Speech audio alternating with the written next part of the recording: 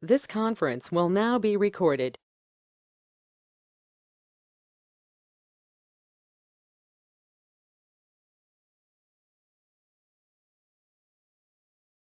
Try to get this microphone thing right. I don't really, but I need it for the recording, correct? Well, since we're recording, I'll save the joke. So yeah, again, Jason Height from FWC. It's actually the Office of Conservation Planning Services. Um, give you kind of an intro to that office briefly, and in the interest of time, try and tell you what we do and how we are the kind of the ambassadors for the agency's project review of any type, and get into some specifics. And then, like Christy said, try to make sure that we're tying in the stickers and where you are in the process, the different species issues we have, some of the things that our agencies share. Okay, so I'm going to see if the clicker works. I think it does. So just real quickly for our office, just about split evenly half and half. One side is the land use planning side, where Brian Barnett, Terry Gilbert, Christy Booth, uh, people like us work. And then there's the landowner assistance program, which deals more with private landowners, habitat management on their own properties. It's kind of a pass-through for USDA's program, Natural Resources Conservation Services, NRCS, if any of you have heard of that. Um, but we're focusing on our side today. And as the slide says, it's basically, to simplify it, we do with any land use change that anybody wants to make in the state of Florida, broadest of or water use. Um, and they have a potential to affect any of our resources, whether they be species or property. And then, we get them from all kinds of sources.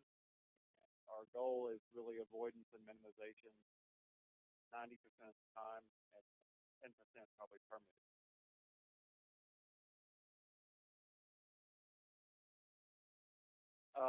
So just real quick, we are the state review agency and referenced in about 38 different rules and statutes, basically 38 different ways that we can interact with some kind of process. And it's everything from, well, in terms of our statutes and rules, it's everything from mining to transportation to comprehensive plans to individual development, for permitting processes for individual developments like ERPs, dredge and fill permits. And some of those come from the federal agencies, of course, the dredge and fill from the Corps. We get things from the Department of the Interior for their properties, especially the ones that we jointly manage.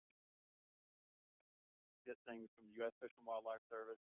Things from the U.S. Fish and Wildlife Service are used as species status assessments or rule updates, and then some from the installations across the state.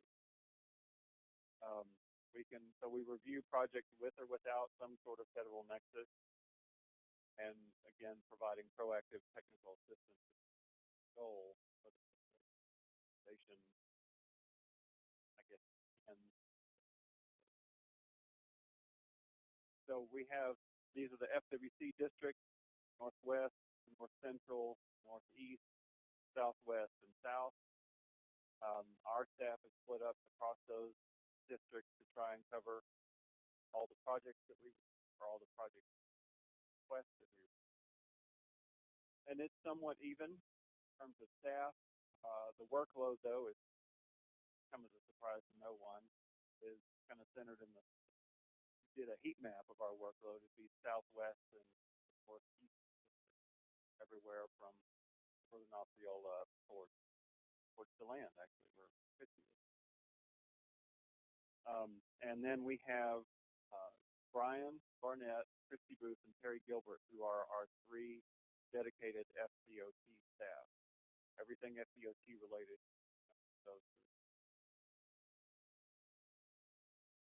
So we also have the duty of managing our kind of log, we call it, essentially the site currently to manage all these projects.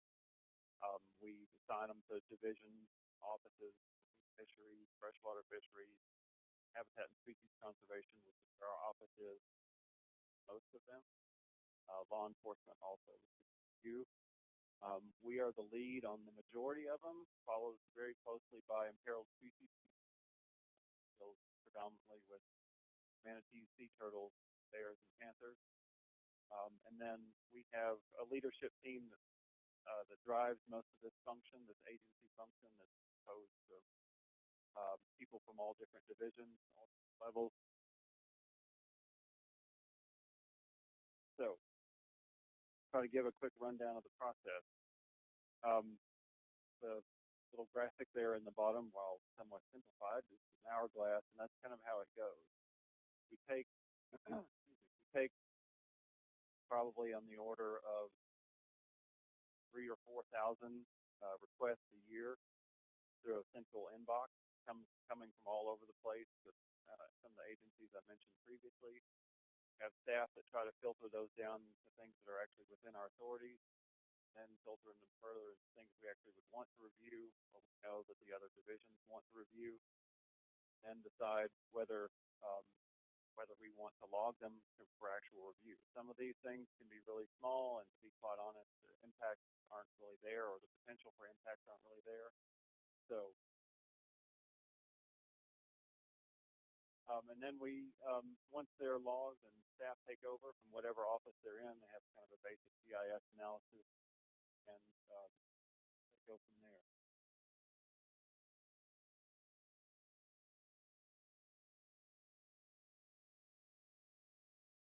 I skipped one, but so the technical assistance is, I'm going to say that 100 times, but that's really our focus.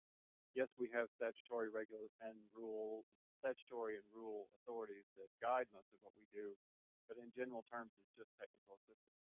We're trying to give people the information they need to make project decisions, or give them responses to our opinions about potential impacts for decisions that they've already made. We try to provide them with all sources of data that we can. Our staff can't do it all. They're all geniuses, yes, but they can't do it all. So we try to connect them with any information that exists, both for the project they have now and for any potential projects they may have in the future. Okay, so and then there's also the internal data that we try to give, or internal information we try to give them, that's provided by our subject matter experts in whatever office they may work in. That information could be everything from habitat management to really specific species, species life cycle information. Sometimes the people that we deal with, or many times the people that we deal with, like many of you in the room, know a lot about species already. So we're really getting down to just like, well, we're starting to see a little bit of a change in the nesting season in this part of the state. It's not like we have to introduce consultants to absolutely everything about gopher tortoises. They just need to know a little fine point. So then we get, from the general down to the specific, like what about your site or your project is really of interest to us, and a lot of that has to do with the design of it from an early standpoint. Like, do we know that they're going to be species or not? There aren't, no big deal. Go forth and good luck. If there are, where on the site, especially for larger ones, they might be more of an issue. Where we're focused, so that the people who are developing housing development, commercial development, road corridor, power plant, will know where they need to go if they don't already. And then after that, once we've got the focus down for species and actual specifics for that project, whatever they may be, working on survey guidance, specific timing of issues. For, as you'll learn later today, it could be for bears, it could be one concern. For wading birds, it could be another. And again, under that same avoidance mitigation umbrella. So this requires a lot of collaboration, both internally and externally. Sometimes it's collaborations of how we are going to provide a specific or an official agency opinion. Sometimes it's getting a good conversation started with whoever it is, consultant, developer, county government, FDOT staff, about the longer term issues for a certain project. So just kind of recap a little bit. These are all of the different people that we would work with that many of you also work with.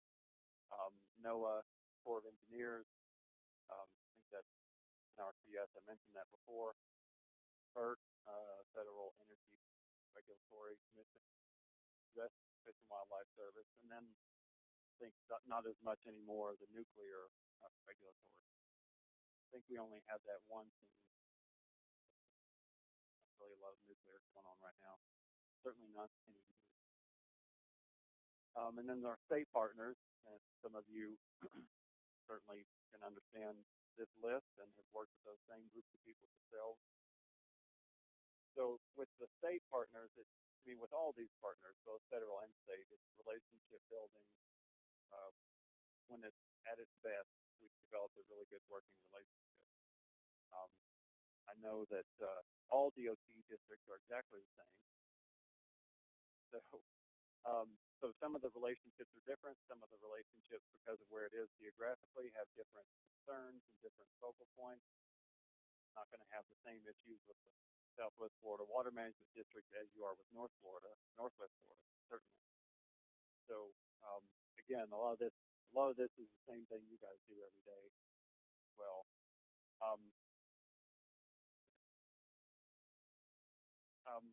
Just to give you get down to more in like where the rubber meets the road. We're doing projects, I think, that total something in the neighborhood of 700,000 acres a year. We are doing it with all types of landowners, large, small, really well informed, some brand new to the process, and even some that aren't headquartered in Florida. We're doing it with local governments more and more, as much as we can, because that usually has some longer term benefits. Informing the local governments about knowing what their issues are, letting them know how we how to help if we and establishing that communication channel. And then also trying to keep an eye on our own land, WMA, and some, like I said before, federal property, Department of the Interior. Oh, and also, probably know, also managing in cooperation with the water management. So this is just, and this is going to really start hitting home, I think, for a lot of you big planners. This is kind of our bread and butter. What we usually do is we come in most of the time after this is already done. So what we try to do is, if there are things that a development may have in its characteristics or its layout at an early stage, and we know species issues that may be going on in and around that space, we try to provide them with guidance or recommendations for slight alterations. And there are all kinds of developments where we can do that. Some of the big ones that we have the most influence on, I think, if you would look back through all the work that we do, they're the larger long-range planning, like sector plans for government, larger and more mixed-use commercial residential development. And then some of the other divisions get more into the marine geoseismic exploration in the Gulf. And then, of course, we get to the FDOT project and some of the local road projects and smaller amounts for extraction. So for our interactions with private citizens and the general public, we frequently have people calling in and asking us. We know about some new proposed development that's going to tear down, tons of habitat, and they've got 10 listed species on it. And do we know about this terrible thing that's going on? What are we going to do about it? we investigate those. And high percentage of the time, it's a 2-acre plot across the street from somebody that they don't want developed that has maybe 3 birds on it. But they've seen everything there from panthers to bears to wolves to coyotes, and panthers of all colors, by the way. So then we also work with non-governmental agencies or nonprofits, usually a more formal thing where they have some formal protest or input that they want to provide, and they want to get us at the table for that. Okay, and then also interagency meetings, some like this that are more informal, and then some that are formal about proposed development.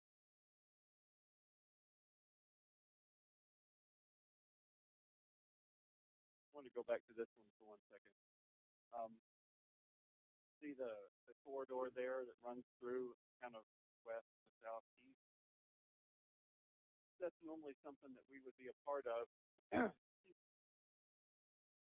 Sometimes, though, it's better to have that on the outside than running through. I think Dave and others may talk about that. Um,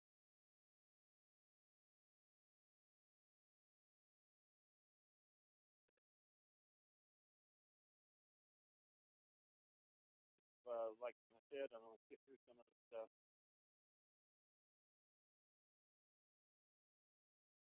Um,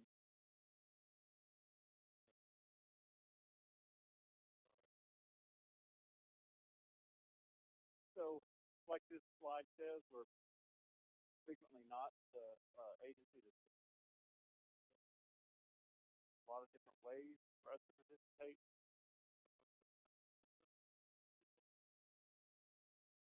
Some of these things require us to be involved, although we don't like to take that approach as much. And review teams are general practice.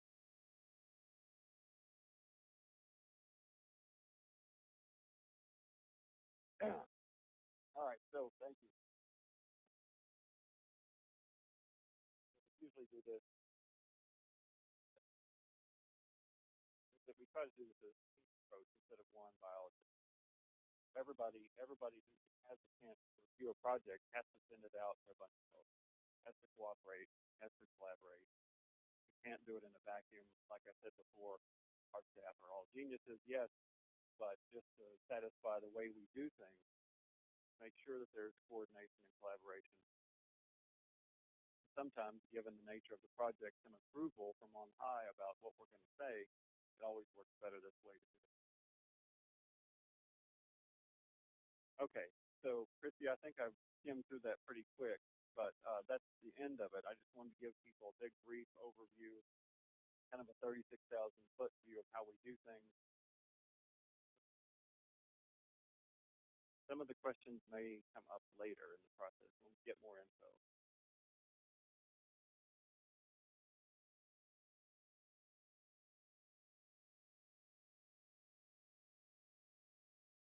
Except for almost dying.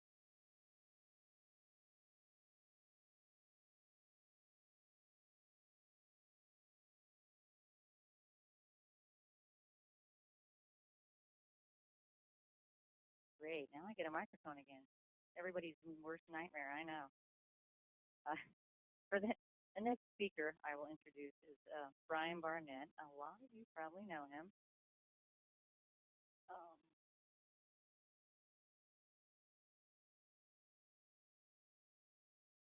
I'm back. It's he's been around, for a day or two anyway.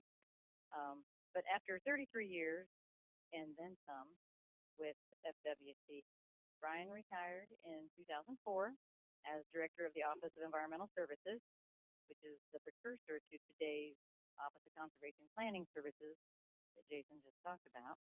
They just renamed. In 2009, he was recruited back to FWC. We can't let him go. He's still got to come back in order to do the EPDM process and review transportation projects. He does from his home office in Vero Beach. When asked why he doesn't just join the other senior citizens on the golf course or playing bingo at the lodge, His stock answer is, I'm not done yet. And so now, here all the way from Vero Beach, for your pleasure, is Brian Barnett. And he's going to talk about the actual FDOT project review process that we do. Good morning. Jason kind of gave you the 30,000-foot view of how we review projects. I'm going to talk about specifically how we deal with you folks on your FDOT project.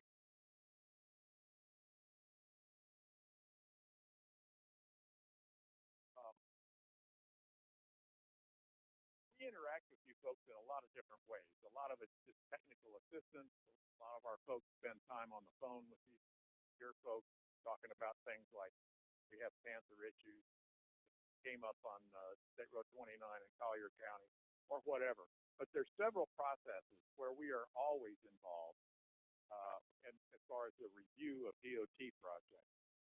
And that's what we're showing you right here. It's efficient transportation decision making, your ACE project, the alternative corridor evaluation, PD&E, project development and environment, any involvement with public conservation land, and permits. Those are ones we're there all the time. Generally, our workload is divided geographically. Barry Gilbert handles North Florida for the most part. I handle South Florida. Sometimes we switch off as the workload comes in. Christy handles special projects like this training or maybe help with the M-Course project review. And the three of us are all the ones that are on the ETDM contract with FDOT. You guys get the money that pays our salary. Others in the agency get involved, people that are in scope retorted permitting, those folks, folks on wildlife crossing, technical assistance of our wildlife biologists. And then we have the proprietary interest folks in Tallahassee who have to have a road that nicks a piece of a wildlife management area or one of our environmental areas.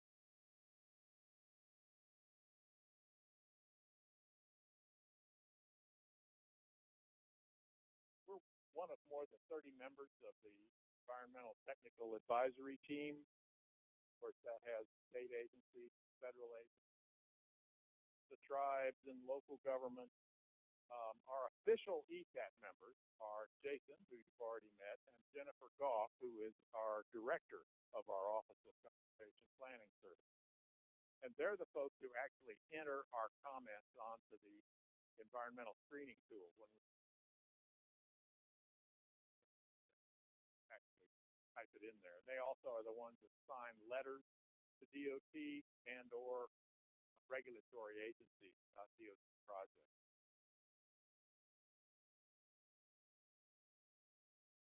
Okay, so let's talk about the ETDM process. That's really why this contract was set up. And we review every single one that folks run. We're going to talk about how we review, what our process is, talk about what is important, what kind of information are we looking for. Comment. The environmental screening tool, of course, has the GIS data layer. And that's really mine into. Great job with that. You folks do. And it's the layers in the natural category are the ones that are most concerned to our agency. Some of the subtopics I've listed here, like coastal and marine, that has things like coral reefs, boat ramps, stuff that our agency is concerned with. Floodplains is another layer. Geology. Land cover is probably the most important layer. That gives us several land cover idea within the vicinity of the project. And then soils, water quality and quantity, wetlands and surface waters. Those maps also include polygons of all the mitigation banks, and of course the wildlife and habitat group of layers is the most important to our agency. we've provided a lot of that data, a lot of point data, polygon data. The Fish and Wildlife Service provides some. Florida Natural Areas Inventory provides a bunch of that. But that's the most important, of course, for us.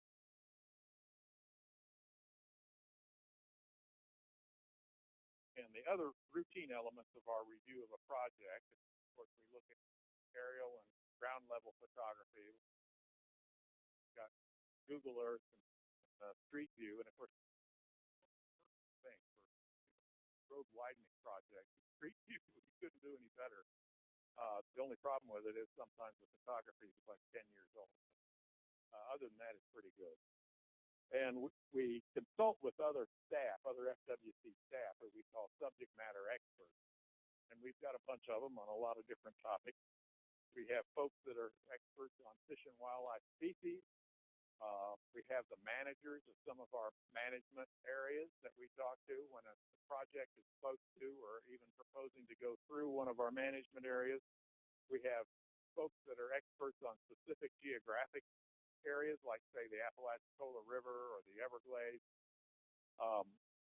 We have agency proprietary interest folks who we deal with, the legal technicalities of having a project that goes through something we have a conservation easement on. We have to talk to those folks.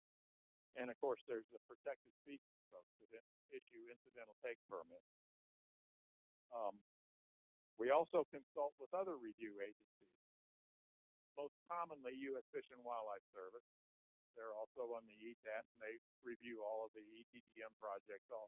And we try to be on the same page with them as we do a project. And occasionally we have to do field surveys. Now, in this day and age, we have so much computerized information, so much online information that we're all becoming virtual biologists where we never breathe fresh air. We just sit in front of our computer. But every now and then we have to go look at something. And this is mostly for our involvement, Terry and my involvement. It's mostly for new highways where we just don't have a whole lot of information.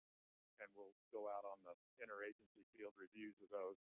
And then specifically, we have to look at, a lot of times, we look at proposed wildlife crossing locations. That's one where we really have to get out in the field and evaluate.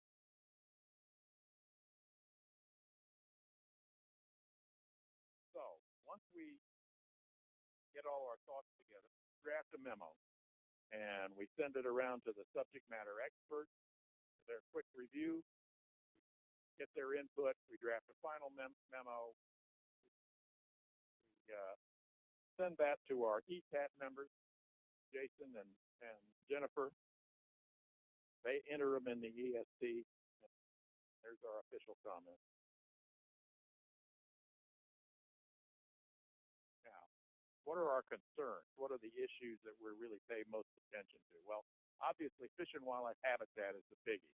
How is a project going to impact, directly or indirectly, fish and wildlife habitat?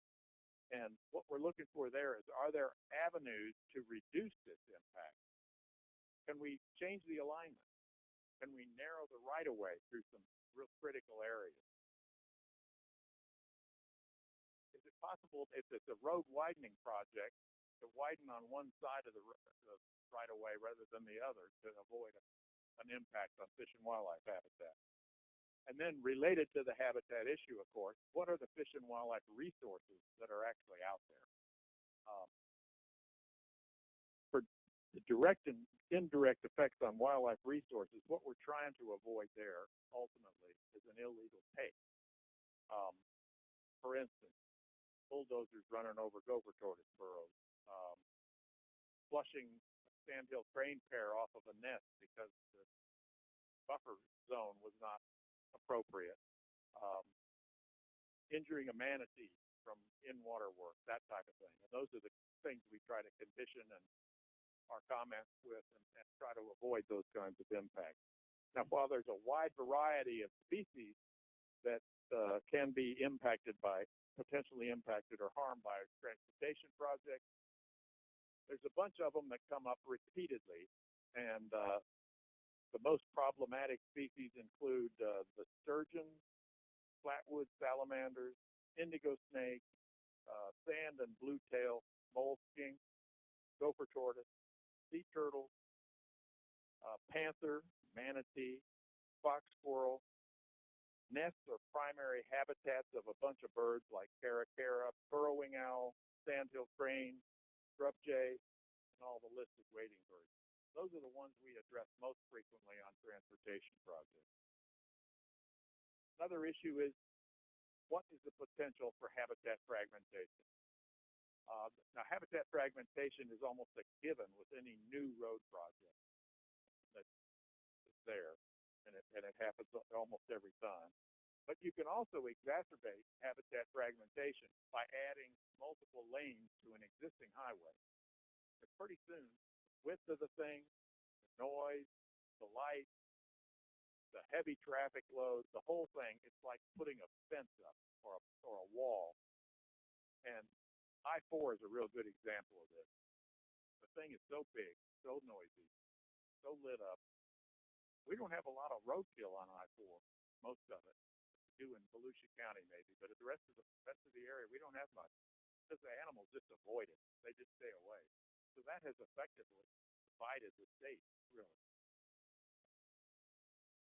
Then we have impacts on wildlife corridors and the potential for wildlife roadkill. And of course, we keep track of panther and bear kills. We've got good data on all of those.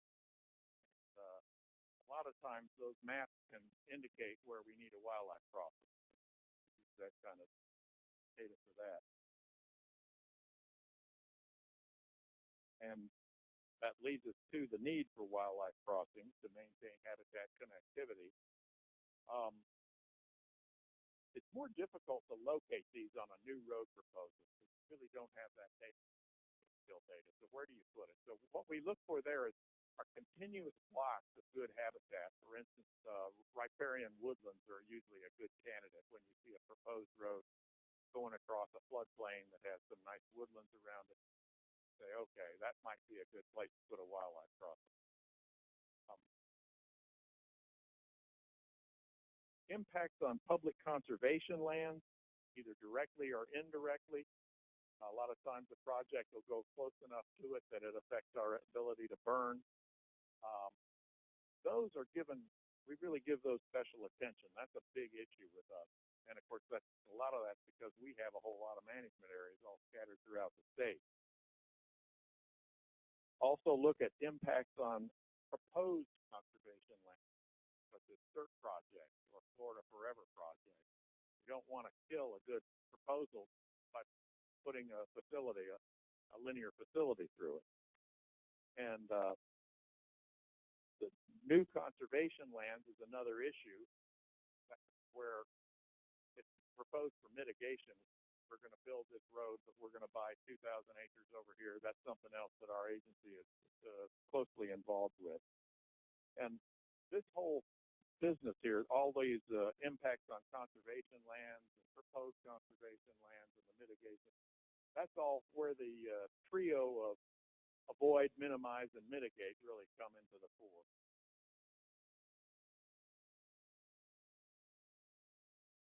Okay, the next topic is that we are always concerned with is alternative corridor evaluation. And of course, this is where y'all have identified numerous corridors that have the potential for satisfying the transportation need. Your ACE report is always circulated to ETAP members for comment, similarly to the EPDM process. And the goal, of course, is to reduce that big number of potential alternatives down to something manageable for the PD&E. Preferably when you get it down to 2 or 3, that's a pretty good deal. And our issues here are the same as for the EPDM process. We review these the same way, although we try to look at all the different corridors and say, you know, A, B, and J or something like that, they're going to have the most impact and the others look better. That type of thing. We're using the same process that we use with EPDM. And then in the PD&E, the PD&E, of course, is a huge document. What we're concerned with is the natural resources evaluation, because that's what really shows the impact to threatened and endangered species. It also shows what the commitments are to address those impacts. And that's really a big deal, is that, as I'll show you in a second here, what our concerns are, first of all, the completeness and accuracy of that list. Now, back in the old days, we had a lot of comments when we get the predecessor of the NREs, which is called a variety of names. But we'd say, yeah, there's 2 or 3 species you're missing here that you need to add, or you've got one that doesn't occur anywhere close to that road, that type of thing. And we'd make a lot of comments like that. Lately, you all have been doing a great job. I mean, it really, the lists are really good. The potential for impact are really good. I guess that years of feedback, we're on the same page with that. And then the project commitment regarding protected species. This is the most important thing to come out of the NRE, because here we have things like the commitment that there's a number of species that move around, of course, and the NRE is maybe a year and a half, 2 years before any kind of land clearing or construction. So we need pre-construction service and commitment for that, commitment for coordination with our agency and U.S. Fish and Wildlife Service on various species we know are in the area. We look at sometimes there's a concrete mitigation proposal in the NRE, and we look at that for wetland species. And we're also looking for all the conservation protocols that will be adhered to for various species. And some common examples of wildlife commitments are things like having manatee and sea turtle observers and conservation measures, indigo snake conservation measures, sturgeon and sawfish conservation measures, maintaining buffers around active nests of various species, get commitments to that. Anyone that's preparing an NRE should be familiar with the FWC's Wildlife Conservation Guide, because this guide contains a collection of resources about Florida's habitats and species, including natural history details, survey protocols, regulatory requirements, and management considerations. Should have a slide that has the address of that, but I'll write it up here on the board so you can get that after I'm done. Our involvement with public conservation land is a big one. If they are impacted, of course, they have to be appropriately replaced, and the requirement that is for that replacement is at least a 1.5 to 1 mitigation ratio. And this has to go through the governor and cabinet acting as the Land and Water Adjudicatory Commission. And for any state land that go through that process and have a mitigation proposal, FWC is involved, not only for lands that we manage, but for all of them. We're involved in the approval process for what lands are selected to replace those conservation lands that are impacted by a project. And this is for all linear projects, not just roads or power lines, a bunch of them. If the impact is to an FWC management area or conservation easement, then we are directly involved in the legal process. Now, we have a 10-page policy guideline. It's titled Guidelines for Accepting or Releasing Perpetual Conservation Easements, and that includes detailed procedures for linear facilities like highways. And of course, the very first requirement is avoidance and minimization. You've got to do that before you can even talk about mitigation or habitat compensation. And you should note that even minor incursions into a conservation easement that our agency or any other state agency has involve a long legal process. And so if you know something like that is coming up on a road, it's best to get the coordination started early, because it takes a long time to settle. Everyone, hello again. We're going to try and keep you awake through lunchtime with lots of animal pictures during this presentation. That's what everyone is here for, right? So again, my name is Kelly O'Connor. I am the stakeholder coordinator with the Imperiled Species Management Plan within FWC, within the newly named, see if I can remember, Wildlife Diversity Conservation section. Our section was renamed recently.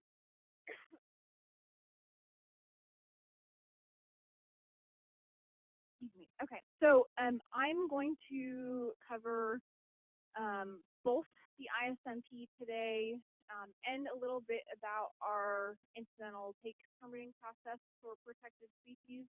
I have multiple disclaimers during this talk that I not the ITP through for the agency, but we do have contact information for y'all if you are heavily involved in incidental take permitting and you need to get in touch with our protected species permitting folks. I didn't touch anything.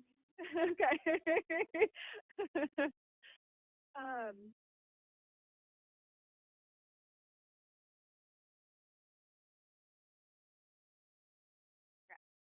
good, good, good, yeah. Okay. So with that,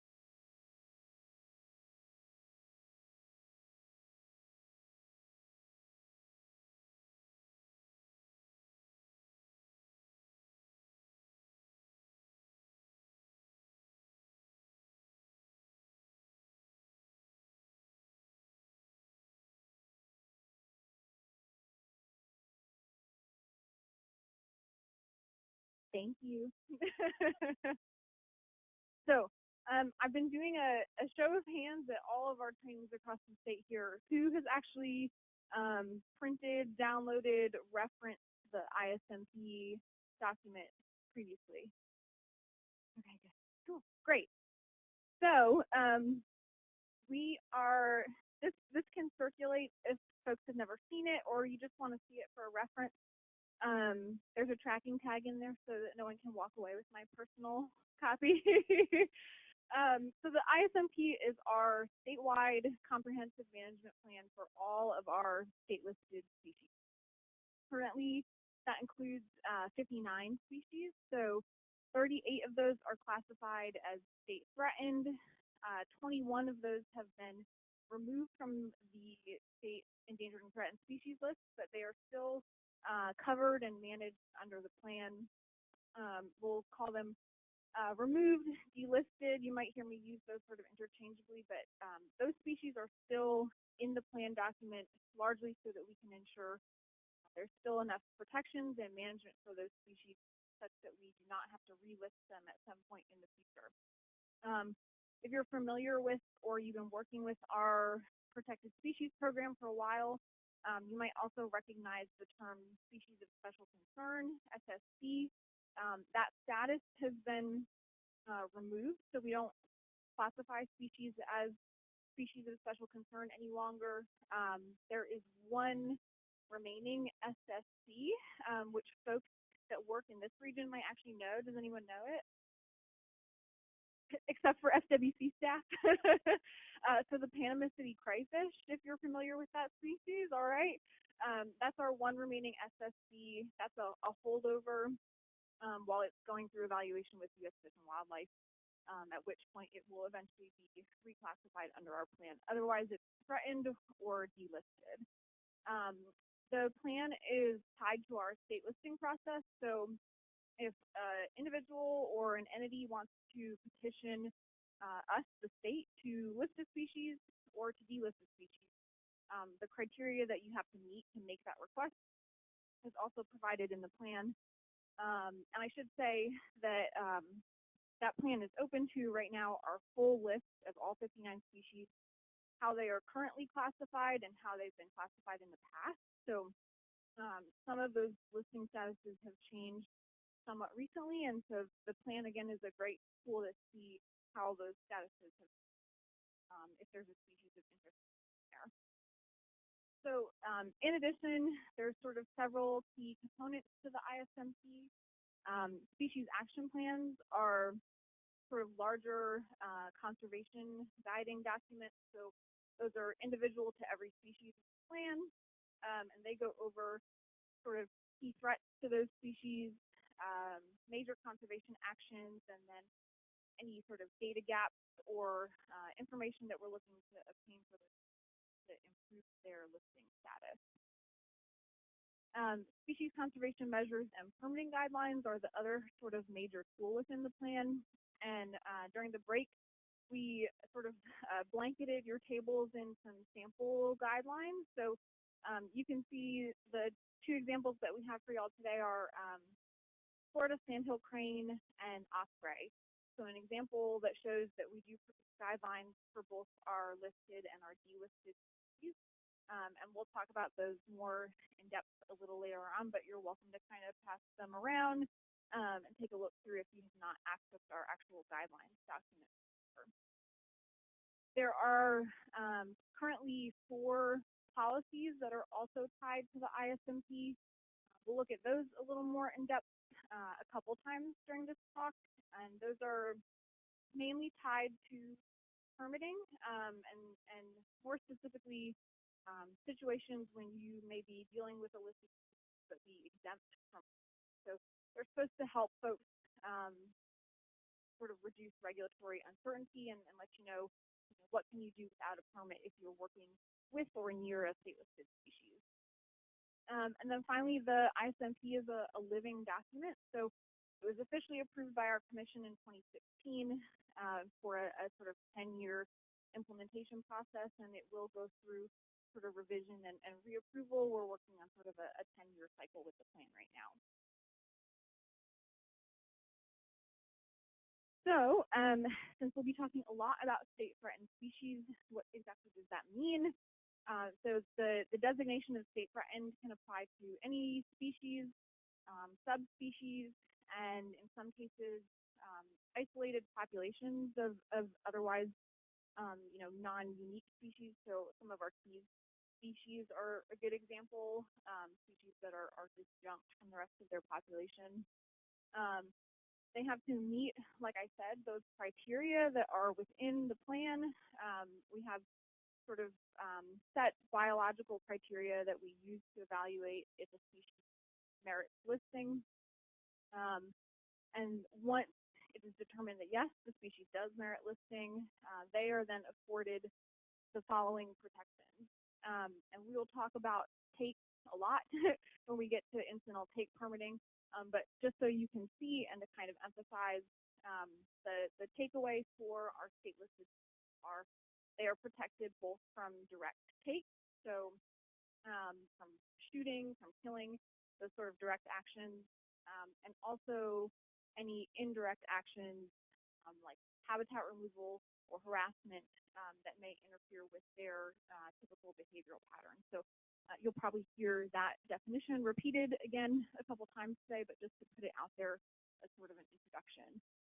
And then exemptions to take, which we will also look at a lot more when we talk about incidental take permitting, are housed in permits, FWC approved management plans, and also species guidelines. So you're the only audience that this quiz has actually worked for. So if you're looking at your computers right now, no cheating, because I think the answers might already be out there. Can show of hands if you can name one species up on the screen. Raise them high, because there's a prize involved here. Can anyone do 2? Except for FWC staff, I hope that you can name all 3 if you work for FWC. And I'm guessing no one can do all 3, right? Who had 2? Did you raise your hand for 3? No. Can you do the other 2? Awesome. Okay, so the question is, can anyone name the fish? Nope. Nope. I won't make you work your way through every fish on the plan. So the fish is a crystal darter. The takeaway here, we are not going to go over how to identify every single species on the plan. We'll be here for a long time. Like I said, 59 species. That's a lot to go through in an hour and change. This is really to highlight how diverse this plan is and sort of what we're dealing with when we talk about a single guiding document for all state-listed species. So you have really sort of charismatic, recognizable species like American oystercatcher. That tends to be the most recognized. They already have a very robust, diverse, interested stakeholder community. There's a lot of sort of working knowledge around some of our beach nesting birds. And then you go to the opposite end of the spectrum where no one never knows the crystal darter, the poor crystal darter. So a species with a low level of recognition, a super restricted range. They only occur in one drainage in the Panhandle in Florida. So when we're looking more at the tools within the ISMP, at our action plans, and at our guidelines, it's important to keep in mind that we want those tools to be flexible because the needs and the threats to these species and this sort of spectrum of species are very diverse.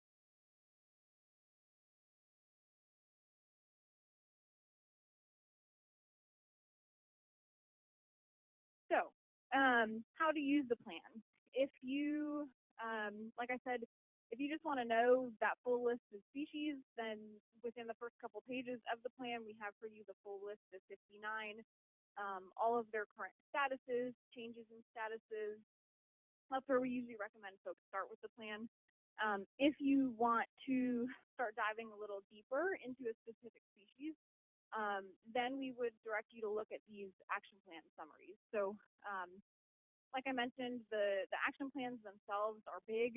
They're, tens of pages. They would not all fit nicely into that one booklet that's getting passed around. So for every species in the plan, we also have this summary document that's sort of your quick one-stop shop if you have a species that you're interested in. If you may be working on permitting for that species and you need sort of a base level of information there. So all of these SAP summaries contain a sort of mini biological background. If you are completely unfamiliar with the species and need to know, habitat, basic biology, and then from there, all of our summaries also have that status spelled out. So are they listed or have they been removed from the state endangered or threatened species? All of our plans have a sort of quick bulleted list of threats, which will sort of tie into protections for those species. So the burrowing owl here is a good example. Many of our state threatened species also have federal rules in place that guide protections for them. So for the burrowing owl, for example, the Migratory Bird Treaty Act. And so the SAP summary will have explicitly every rule that you may reference applications to that species. And then finally, a range map. And important to note, this is not to say that Florida is not chock full of burrowing owls throughout all of that green blob, but at least to give folks who may be unfamiliar with the species a guide to where they may encounter that individual species. I mentioned our policies. These are the 4 policies that are currently contained within the ISMP. You may see pretty quickly they're somewhat bird heavy, although they don't apply only to our listed birds. 3 of those policies, so nest removal, man-made structures, and aversive conditioning, those tie back pretty heavily to permitting exemptions, and we'll talk about those a little more in reference to take permitting.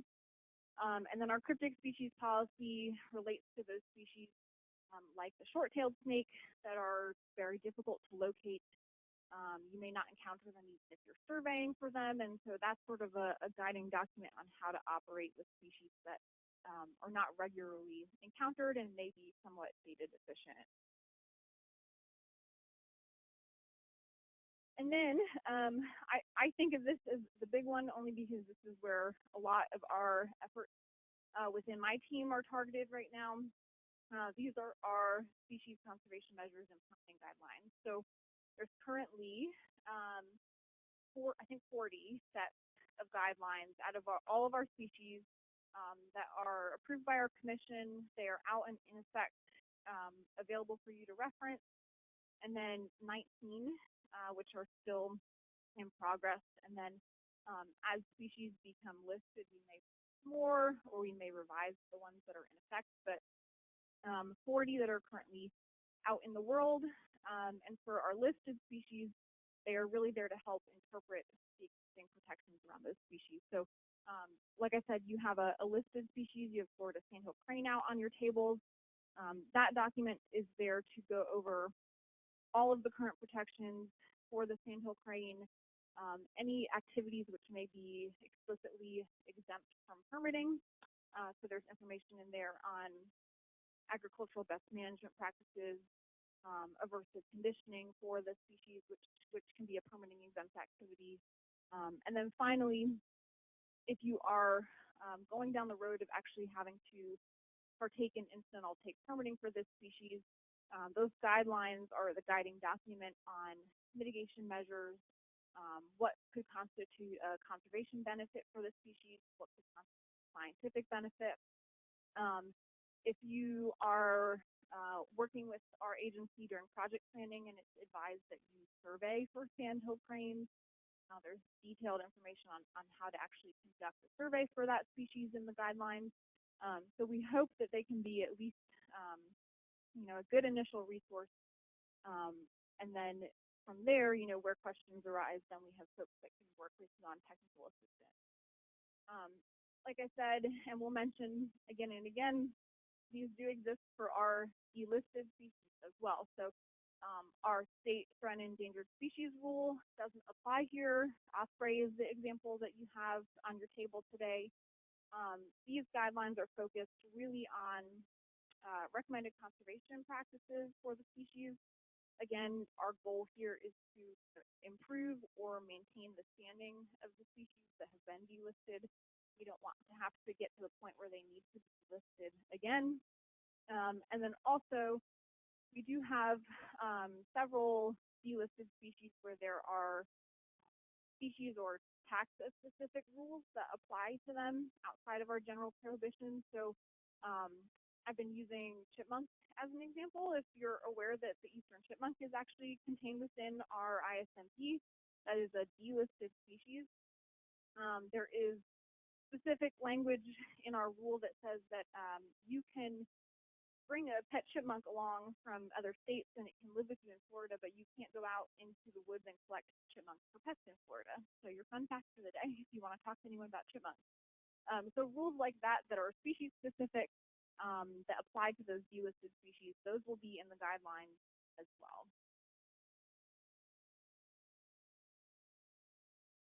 So I mentioned and will continue to mention our guidelines are living documents. We create our guidelines with input both from our sort of internal species and subject matter experts, but also with external feedback. And so all of our new draft permitting guidelines go through a public comment period when we're looking for feedback from our users, basically. So folks like yourselves, if you are regularly accessing guidelines, then we absolutely want feedback on how they could improve. If you're working with a specific species that's of interest, we would want you to, have access to those draft guidelines. Right now, we are working on several delisted species. Are gopher tortoise commensals, so gopher frogs, Florida mice, and Florida pine snake. That's what's in the works right now, and that's what will come out for the next sort of public comment period, if that is of interest to anyone. And then otherwise, sort of universally at any time, like I said, we can and do revise guidelines. And so if you have feedback that's not specific to a public comment period, but you want to get in touch with our program, maybe you've noticed some language that you have questions on, anything like that, that can come to our program at any time. You can do that either to our general imperiled at my FWC email or to me. That's my email there if you ever needed to contact me for anything. And then all of our ISMP resources, so the plan itself, if you ever wanted to have a copy of that plan to reference, all of our guidelines, action plans, policies, those are all available on our website as PDFs to download. And if you ever have an interest in accessing those but difficulty finding them, you can also shoot me an email and we'll happily help you find what you're looking for. So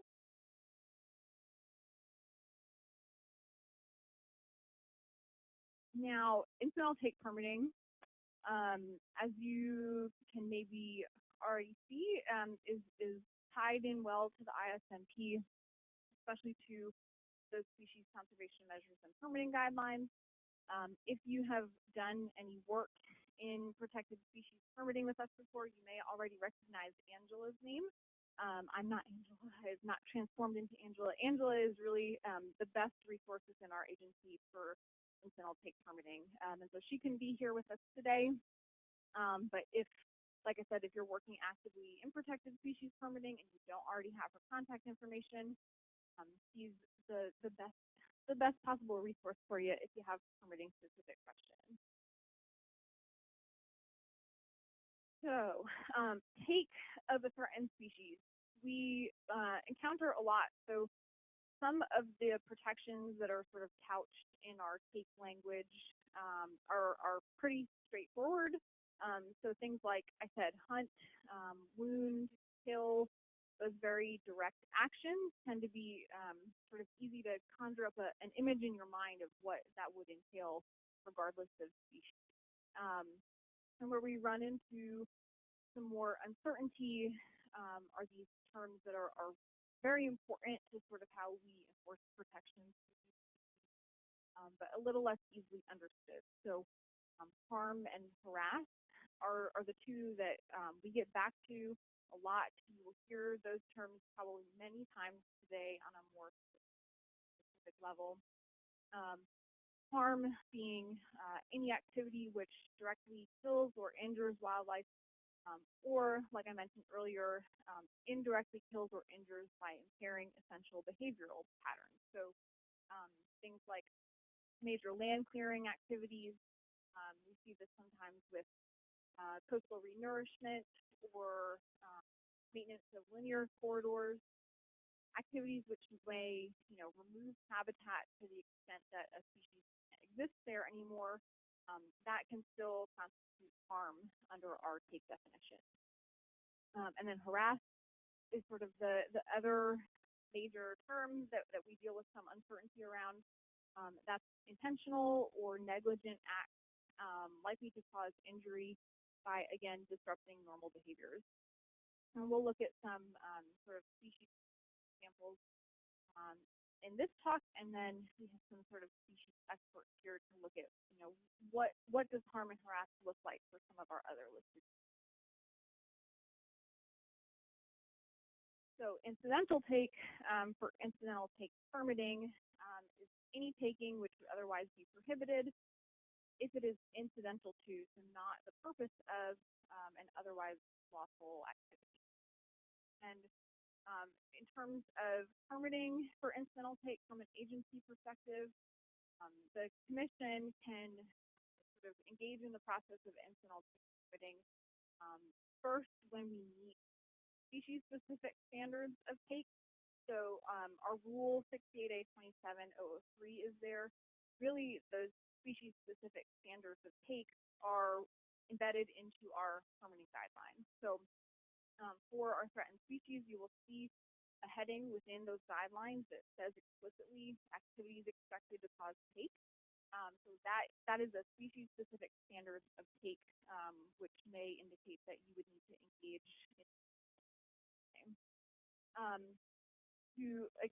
To permit these activities, we're looking for actions which are not going to prohibit or be greatly detrimental to the survival potential of the species. And then we're also looking for a scientific or conservation benefit or some combination of those that's not going to negatively impact the survival potential of that species. So when folks apply for an ITP, and that comes into our protected species permitting team, we've got staff dedicated to reviewing these permit applications, and we also have, Jason sort of alluded to it earlier, expertise within our agency, either species experts or habitat experts who work with our protected species permitting team to evaluate all of these considerations. So if you're going to come in and apply for an incidental take permit for a burrowing owl, we have avian experts who are going to look at your application and say, what is the long-range impact to Florida burrowing owls as a whole? What are the sort of human safety concerns that are incorporated into this project? All of this sort of long list of considerations, and they will work with our permitting folks to say, yes, this does merit permitting. Maybe we need to go back with a request for additional information and sort of do technical assistance to work through that application. But this is kind of the suite of criteria that folks are looking at. And so, of course, our permitting folks are going to recommend that you pursue incidental take permitting if you are engaging in an activity that is likely to cause take for a species. Usually we see this when avoidance is just not an option for the project. So it may be that a species has a sort of recommended buffer that just can't be met based on the specifics of the project. Maybe that the project is time sensitive and that time sort of overlaps with nesting season, sort of a seasonality component there. So if avoidance is not feasible or not completely feasible, then we have our applicants who are working through some combination of avoidance where possible, minimization, and then finally mitigation measures, which are all sort of spelled out step by step in those permitting guidelines. So our preference is always avoidance first. We don't want to have to walk you through an ITP if you can, avoid all activities that would require an ITP. And then from there, we work with folks through those minimization. So some species-specific examples.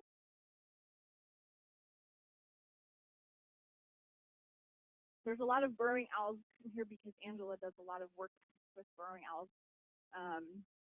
If you're familiar with sort of South and Southwest Florida, I think burrowing owls are kind of the big ticket item for our protected species permitting folks right now. So if you're not familiar with this species, they are a state-threatened bird. They live in sort of open grassy habitats. They traditionally would be in our dry prairie, but of course we don't have a lot of dry prairie in Florida these days. So you are more likely to find them in cattle pasture, airports. If you drive around Cape Coral or Marco Island, people's front and backyards. And the sort of key biological aspect for this species is the fact that they use a burrow year-round. I use this species as an example a lot too because they have some biological similarities to gopher tortoises, and those tend to be a little more familiar to folks who are working with our protected species permitting. But so burrowing owls also have a burrow. They use it year-round. They average 5 to 10 feet long. So incidences that are likely to cause take for this species are also largely based on that burrow. So you can directly take a burrowing owl. If you do anything that's going to collapse or block that burrow, you might actually harm a burrowing owl if there are ticks in the burrow, or if you're working in close proximity to that burrow, you're likely to engage in harassment for that species. They will sort of engage in vigilance behaviors, and they may be frightened away from their burrow if you're working with close distance. So if you ever access our burrowing owl guidelines, you'll see a lot of the activities expected to cause take for that species are all based around work around the burrow or work that may have to collapse the burrow. Another example of species-specific take. So we have 4 state-listed beach nesting birds. The American oyster catcher, which you saw earlier, was one. This here is the leaf tern, and we also have the snowy plover and the black skimmer. So those collectively you might hear referred to as imperiled beach nesting birds. There are not guidelines for these species currently, so this is one of those sets of 19 guidelines that's still in work. And when it is finalized, all 4 of these species sets of guidelines. But all 4 state threatened. They are beach nesters, as the nesting bird implies. They nest in very open, white, sandy beaches, and so one of the issues that we deal with a lot are the fact that their eggs, their nests, and their chicks are extremely well camouflaged. And so take for these species Angela has provided us with a direct and indirect example. So an easy direct example, if you walk through a colony of one of these species during the nesting season and you crush eggs, or if you crush chicks like is shown in this picture, which is very sad. If you can actually find the chick in that picture, it's right under the toe of that person's shoe. So those are examples of direct harm that would result in take that we deal with a lot where these species occur. And then indirect, if you are walking in close proximity to a colony, working in close proximity to a colony, you run the risk of flushing nesting birds again and again and again. This can impact eggs that they're incubating. It can impact chicks. It leaves chicks vulnerable to predators. And so that would be an example of harassment that we also see pretty regularly. Finally, again for least terns, an example of what it looks like when we talk about take via habitat modification. So I can probably see best on the big screen all of this strip of beach between the red boundary lines. That was least tern nesting habitat, which was, as you can see, altered as a result of the project here. And so the terns could no longer use that as nesting habitat. That is an impact to a normal behavioral pattern, breeding, nesting. And so we would consider that an example of take via habitat modification. This was a permitted project, so this project went through the incidental take permitting process. And so there are good examples here of minimization. They worked outside of the breeding season on some aspects of this project so that they were not working near those active nests at all times.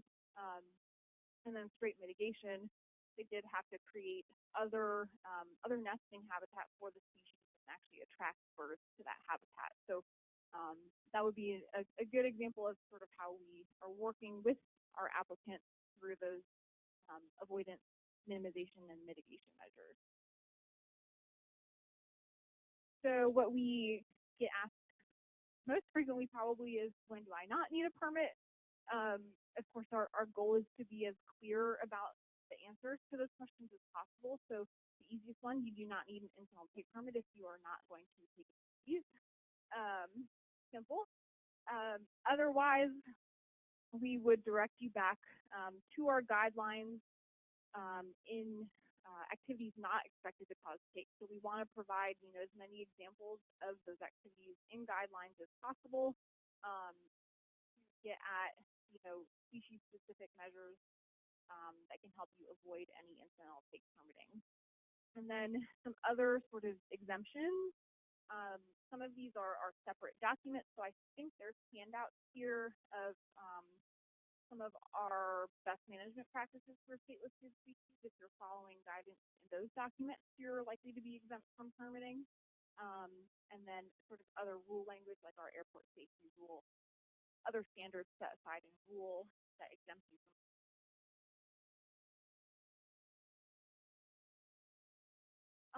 Back to those policies again, I mentioned 3 of these are really heavily targeted at permitting exemptions, even when you're working with or near state-listed species. So these tend to come up a lot for folks who are actually working on the ground where some of our state-listed species occur.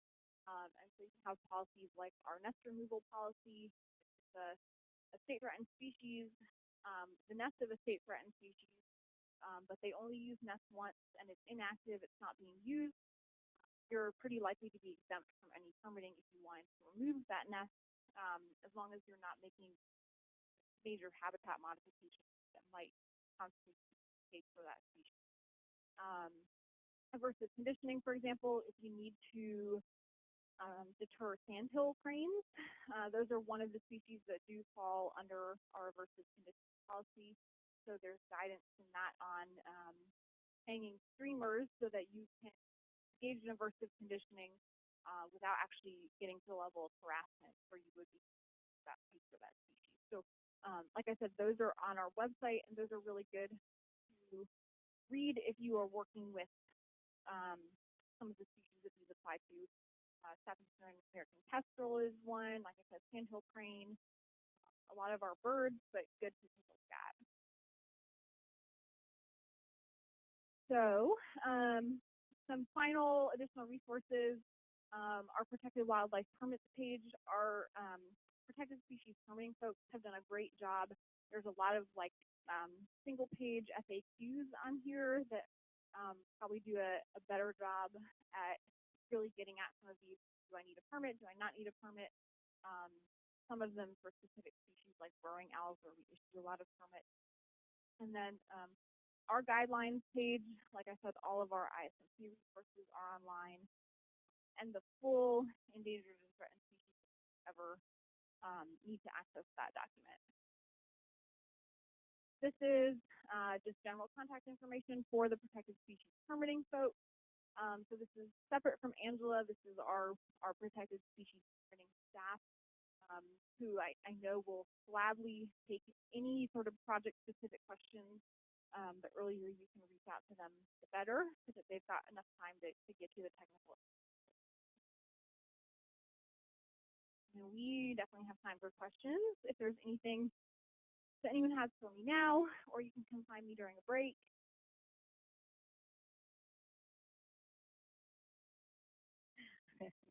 All right, look, next up, we get to talk bats. We have a lot going on with bats around the state right now. Our next presenter is Bradley O'Hanlon. He's an amphibian and reptile conservation biologist with FWC. He's been with the agency for 4 years, has authored or worked on 13 species conservation measures and permitting guidelines such as Ellie mentioned earlier, and that covers herps and crayfish. Brad also reviews scientific collecting permits and acts as a subject matter expert on reptile and amphibian matters throughout the state. In previous positions, he's worked with both bats and shorebirds. So here you go, Brad. Thank you. You learned from my introduction, I am not in fact Batman, but we do have Batman and Batwoman with FWC. They were unable to make it today, but if you have any follow-up questions, you can contact either Terry Doonan, who's our mammal conservation coordinator, or Katie Teach, who is our bat biologist. So you see that red writing up there, come copy that down later on. All right, so this is a pretty exciting talk for me. I do like to keep one foot sometimes in bat world. And in Florida, as you're going to see during this presentation, transportation structures such as bridges and culverts are very important to various bat species throughout the state. There.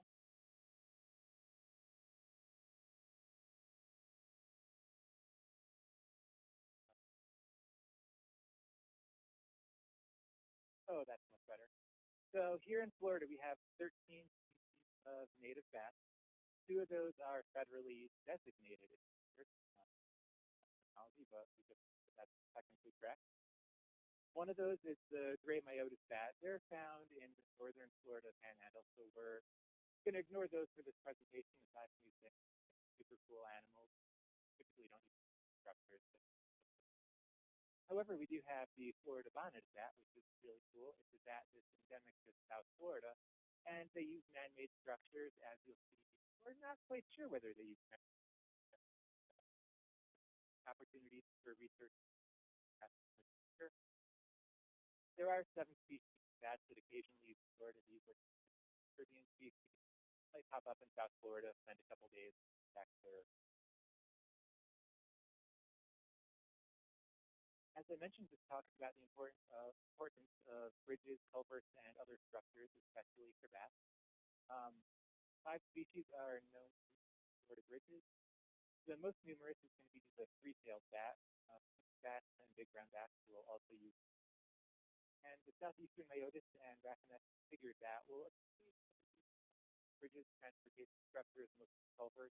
It's worth pointing out that the last 2 species, southeastern figured bat, are greatest contribution. The Florida bonneted bat might use bridges. We don't really know. We know they adapt pretty well to man-made structures, but there are some guidelines out there that we're going to get to follow if you suspect that you live in an area where bonneted bat could possibly be. Tricolored bat is a cool bat. I think they're one of the cutest bats out there. Yes, they have three colors in all their fur, so it'll start off dark brown and then up in a golden fawn color. They've just got these. It's worth bringing these guys up because they're federally designated species. This is mostly due to population from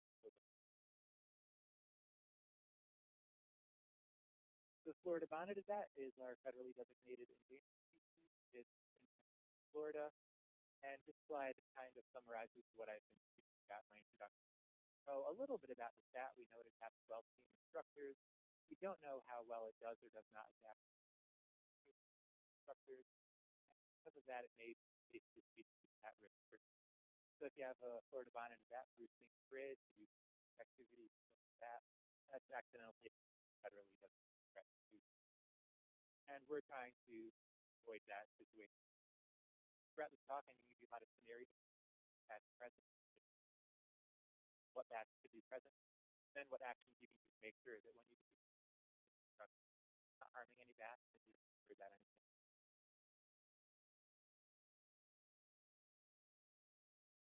Essentially, that's what I just said. And so there is a federal consultation area for the Florida bonneted bat here in Florida. I'm coming up next, but it's in Florida. And if you are working in an area with the Florida bonneted bat and you're working on a bridge or something, the first step can be to do a visual inspection of that bridge, looking for signs that bats are using it, such as guano, such as the smell of bat musk, or even hearing the bat chatter from inside the bridge structure. If you have bats present in the bridge, next step you're going to take is to do a acoustic survey where you're going to set up some software that can identify what species are present based on the frequency of the call. So it's really cool. If you look at a bat's call on a radio spectrum, you have a lot of varying shapes. We have software that can go out and actually pick out what species bats are present based on echolocation. The service has draft protocols for conducting route surveys, and they're essentially going to tell you what I just saw. Here again is your consultation. That starts pretty south of Orlando and extends. This is essentially the range in Florida where you could expect to see the Florida bonneted bat. However, they are habitat specialists entirely to track the coordinate on projects with the service.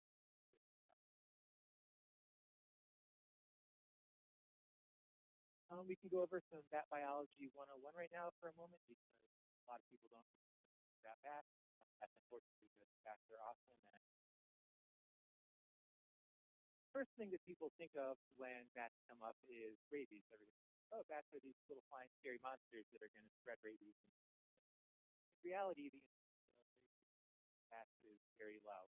If you were to go out and sample any bat, the incidence is well under. If you start looking at some of the larger bat roosts, bat maternity colonies, you have hundreds of thousands of bats all in one area, you might be able to find up to 4% rabies colony, which still is a pretty low number considering their population. There's a phrase out there that somebody could be blind as a bat. That's actually false and incorrect. Bats have pretty darn good eyesight. They've evolved over the eons to be able to see like conditions. They can use their good eyesight in conjunction with their sonar to really navigate caves and tight crevices. Bats hibernate in the winter. This is more for northern species. If you're up in New York, the bats are going to go into a cave and spend all winter there. They're going to go into hibernation. Their bodies are going to slow down. Here in Florida, we have much nicer weather. We don't have below freezing. So on the really cool nights, the bats will fly somewhere warm and protected, perhaps a culvert or a bridge. Hang out there for a couple days until the weather warms up and then go. We do our culvert surveys around, I think I have, but in 50% of our winter culvert surveys, like that.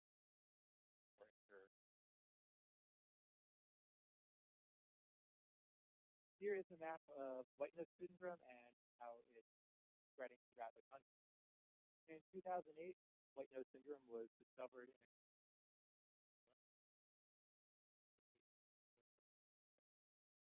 I was was actually going to school 5 miles away from that cave as an undergrad in 2008. Around the country. So that's what sort of sparked my interest in bats. I started state pathologist trying to culture this fungus laboratory setting. There, that spurred my interest in bat field work. But white nose is how the it's not Alabama, but we can find it. So part of the goals of our winter covert surveys are to see white nose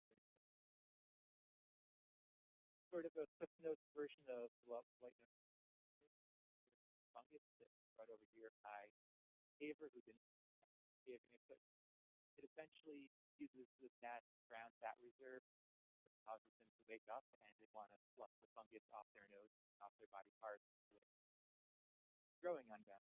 This wakes the bats up. Hibernation, try to go outside and forage, feeling hungry, trying to get some fat reserve to make through the winter. Fortunately, flying out and the bats get already filled west and happening go upwards of 5% of all. Something that we're monitoring, part of study found bats are developing fungus. So hopefully these bats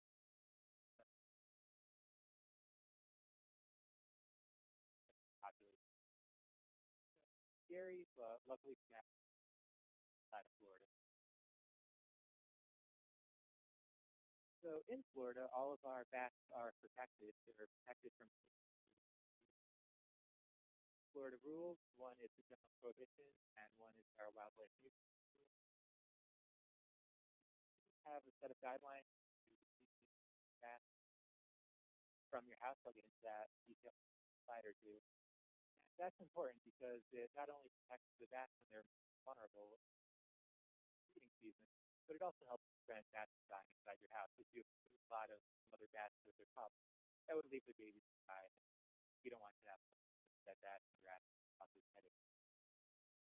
Of course, our gray myotis all have special coverage. Our wildlife nuisance rule has 3 conditions that you must meet after it's legal. First of those that need some system set up that will allow the bat to exit the structure and not return. Here's an example of batting that will got this in a bridge. It will allow the bat to leave and be able to re-enter. There is a squirrel aspect of this. You are only allowed to exclude bats from August 15th through April 15th. And that's, I think, a 9-month period outside of when bats are not breeding. So again, try to make sure the bats can population.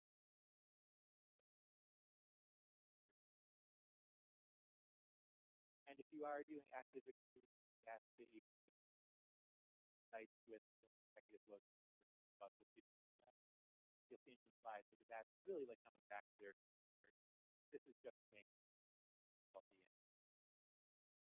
process. If we can meet all 3 of these conditions, with your technical bats really love small space. So some of our smaller bats can happen to stick. A lot of times, bridges and culverts have of the bats construction where bats part of the reason.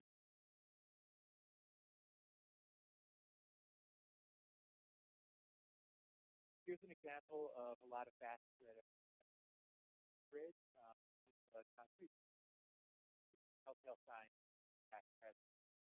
I have a pointer on this.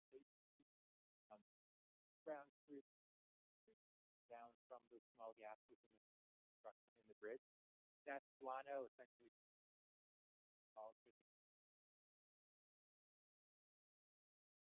That kind of makes it easy to go find the bat.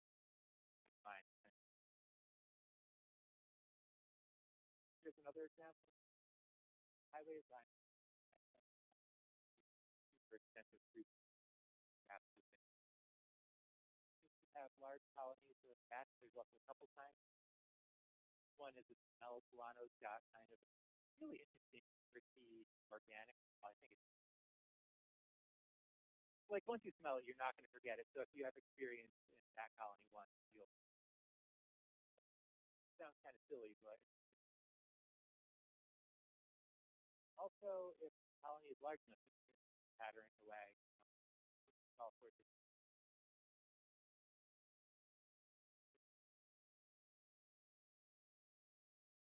areas. So site found its smell, that'll help you.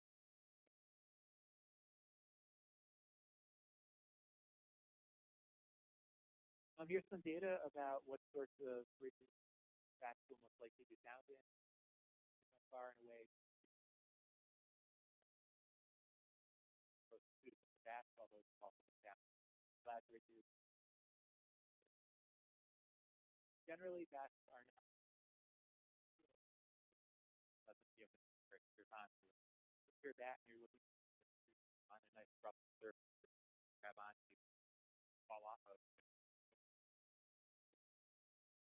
Concrete bridges for that. It's got a nice rough surface to grip onto, and it's got culverts are also important for a lot of the same. In the winter, hibernate large groups. Sometimes bats will use bachelor roost, which is one that's flying around towards shelter to fly away. Most common bat sounds culverts are southeastern. High-colored bat are federally pitched. Big brown bats, and again, are FWC.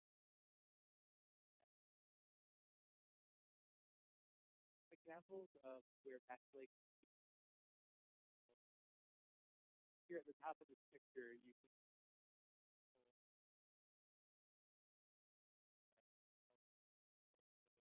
that hole up, all right on it. This picture is pretty cool. You can actually see the bat flying.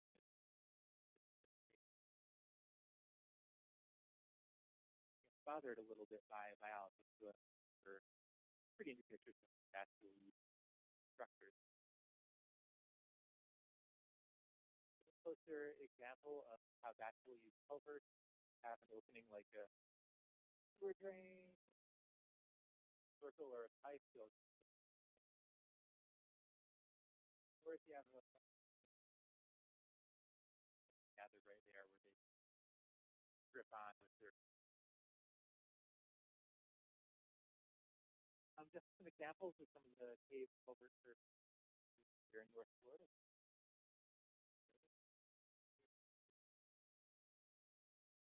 Culverts.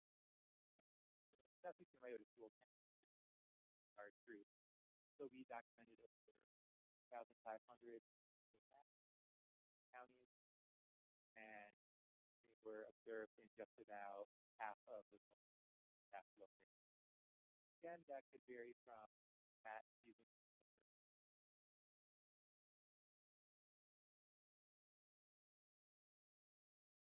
similar story for the tricolored bat, although 7 counties. That's 46. So not as numerous. Acted in about 15.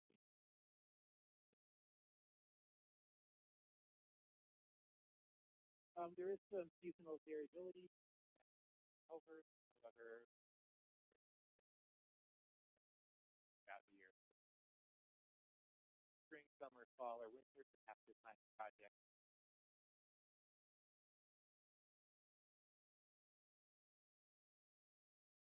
Occasionally, bats do die in transportation. Acid by sort of substance inside a culvert.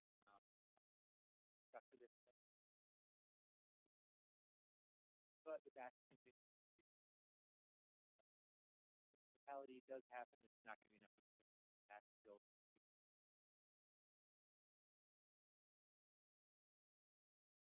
Locating route culvert, similar guidance that I at bridges. You want to look for Guano Street. You want to look at concrete areas with rough surface.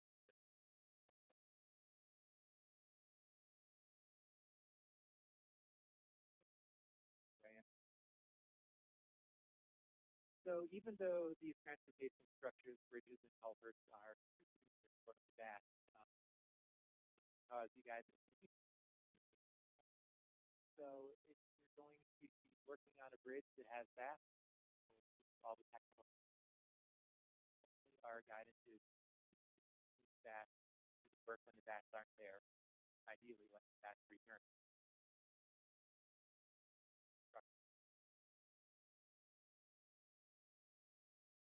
Again, if you don't include that, probably, sure, I don't want to.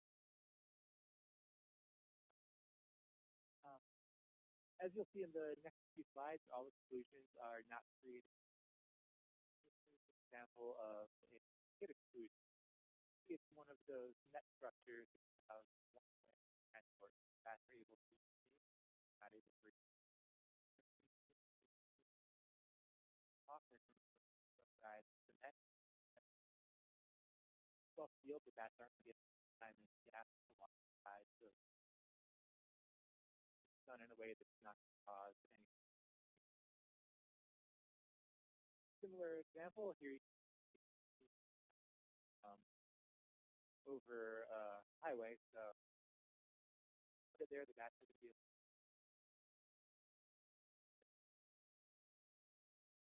accessible, and our biologists like Gary or Katie I do much time.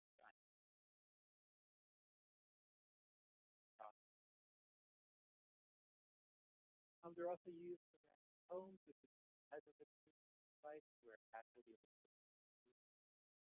side of the act. The reason why I like this slide is you can see all the bats that are huddled around the outside of that act. Those are all the bats that were excluded. This is totally normal. The bats obviously. So until they can find somewhere else. Which is why you have 4 days, generally longer, but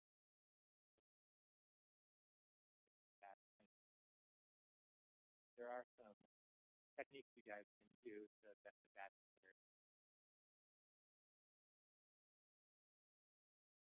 I said all exclusions here that these devices have on the sides of the net, like where they crawl right back up the side and get back. The worst of the worst actually cause mortality to bats. So again, technical assistance trying to hammer home during the talk. If you have any questions, ask with us.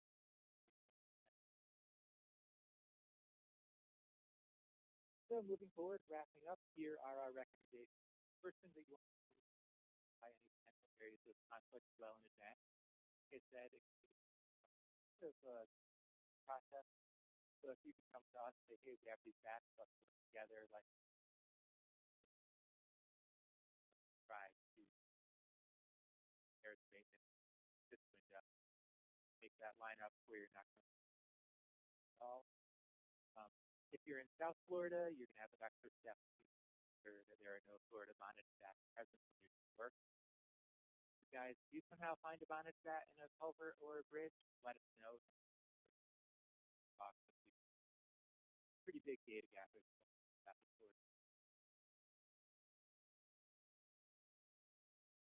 If you're happy with bats being in the bridge, we encourage you to share and let them know.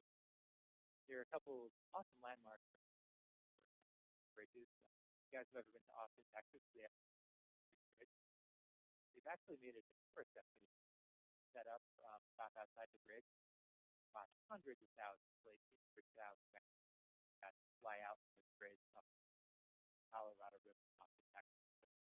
bridges are really important structures. And if you are doing maintenance, if you are doing it, we also recommend that you put bat boxes alongside the bridge, maybe back towards the zone you have separating roadways, right of ways, natural side of that. That takes pretty well to bat boxes set up near where they call their home was while they're being executed. They have a pretty good finding those bat boxes. I think that's about all I have for that. So I'm not the expert. I'm just with Terry, and Kate will be the people to talk to. Have their information. Talk to Christy, talk to anybody in our agency. Terry's pretty good guy, so we'll have questions.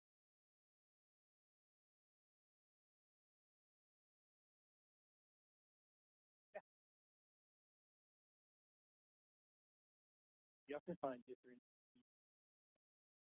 stage structures. You can. It's variable. So the largest colonies we're going to at, occasionally within those you'll get southeastern brown, bi-colored back. Typically, they're dominated by one species. So again, if you're in South Florida, if you bats are in one route, it's worth using sonic detection to try to figure out if you have.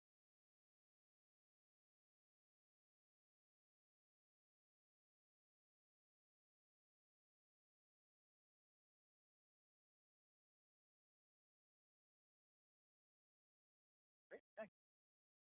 I will see you for another flying animal. He is Batman, but he's also Birdman. Not Bird Brain. I heard that. And then next one, we all love this. Warm and fuzzy, big and lovable. Bear, yeah. No, Dave, yeah, yeah. I was talking about, yeah. No, bears, what? Yeah, I know. I was even doing my little happy wiggle dance there. Because I'm involved with bears too. That makes me happy to talk about them or hear about them. Yes, the bear guy. That was funny.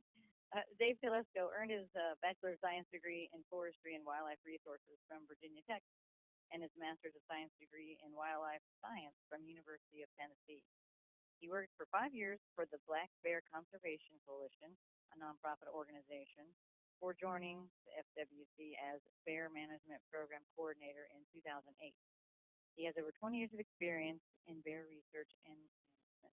And remember, there's a lot of bear information on the back because you need to know how to live with bears and your lots of other stuff. Thank you. All right, so I want to start out with kind of a little historical perspective here. And what I'm going to show you, you can basically apply to almost any wildlife species. There's this U-shaped curve that typically happens, and it just depends on where are you on that curve. So in the beginning, we've got a lot of animals, and then we overexploit them because there's little or no management. So we went from possible estimates of 11,000 bears in Florida to by the 1970s maybe a few hundred. So at this point we now go into the rare zone and it's a recovery. The state recognized this, so in 1974 they listed them as state designated threatened. And this also, what this did was solicit the intent to say, okay, let's learn more about this animal and what it needs, but also put in protections in place and regulations. So 1950s is when we really got our regulations on hunting, but also starting to look at habitat and what's important for them from a habitat perspective. So then we start seeing a rebound. In the early 2000s, we estimated about 2,500 bears, which was a lot more than we've had in decades. But with this, comeback, we had pretty much 400% increase in conflict over a 2-decade period. And so now we are having more bears, but we also got to learn how to not have conflict with them. And so ultimately what we would like to get to is sustainable coexistence, where we have a lot of bears, but we're having minimal conflict. So I want to give a big shout out to FDOT because basically our first statewide estimate that was very rigorous was done with FDOT funding.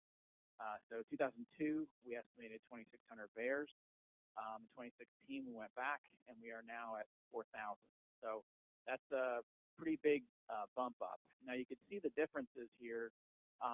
Those arrows represent the percent increase. And you can see that in Central is a fairly low increase, 17%, compared to the one in the East Panhandle and North. They've got quite a big jump. And that's all based on what the habitat is going on and development around them. So in Ocala, they're pretty much boxed in, and they're high density, so they don't have really much place to go, whereas in the East Panhandle and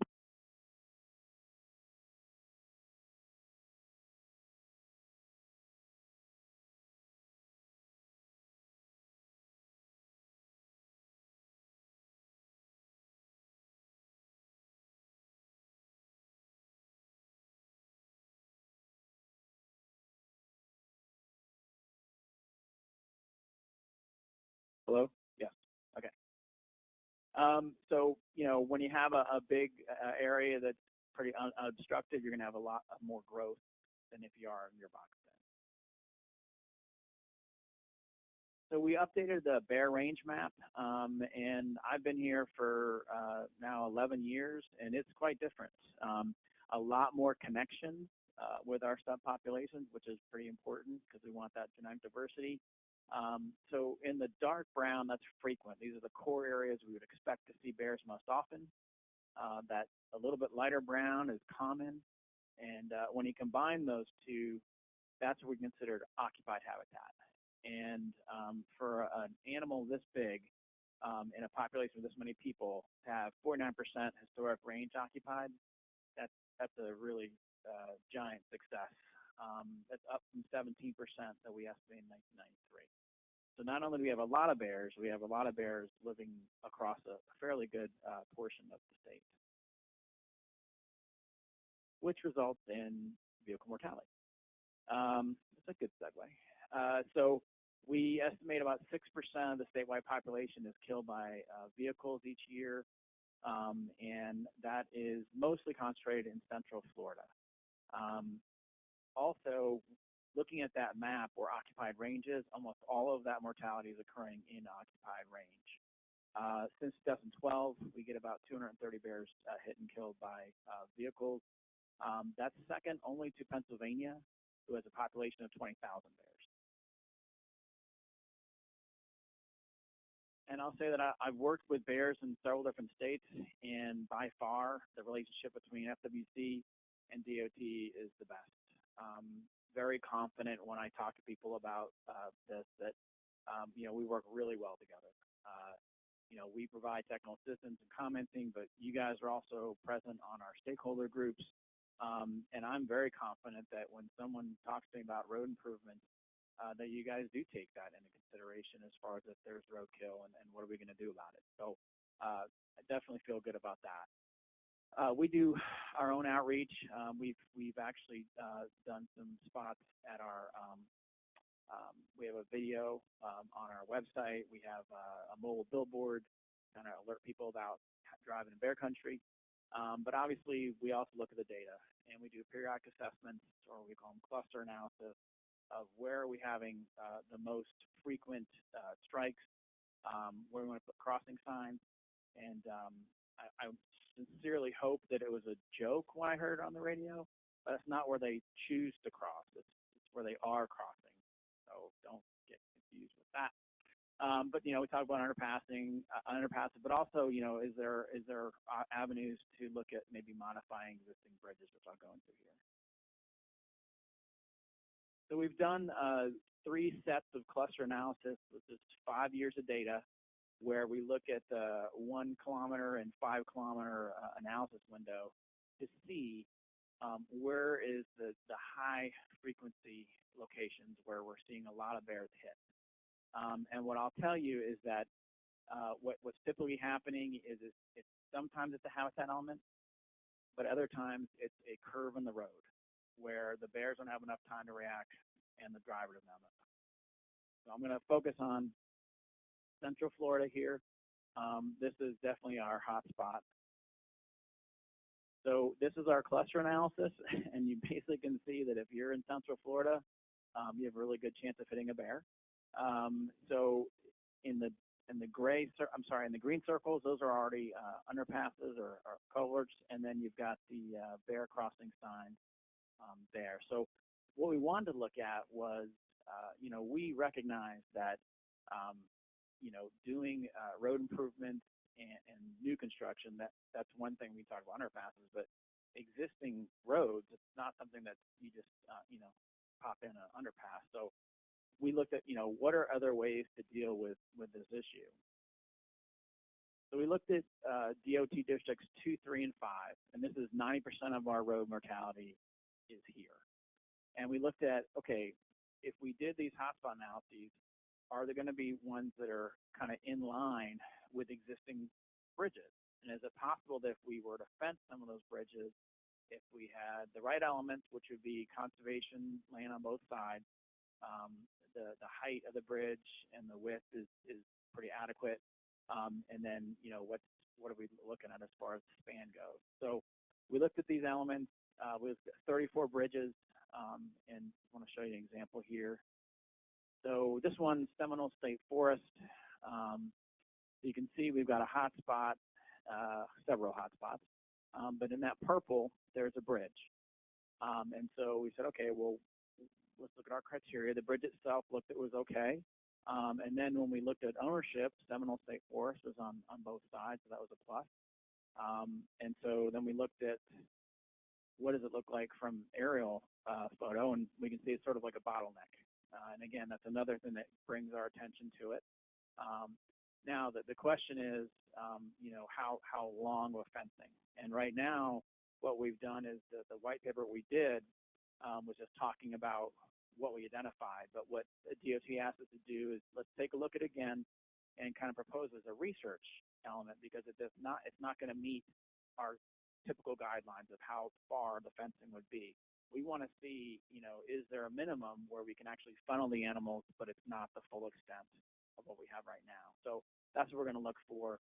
And basically, I've tracked bears before, and if they could see the underpass, they're too lazy to go to it. You got to put a fence to make it worth their while to go force them underneath there. So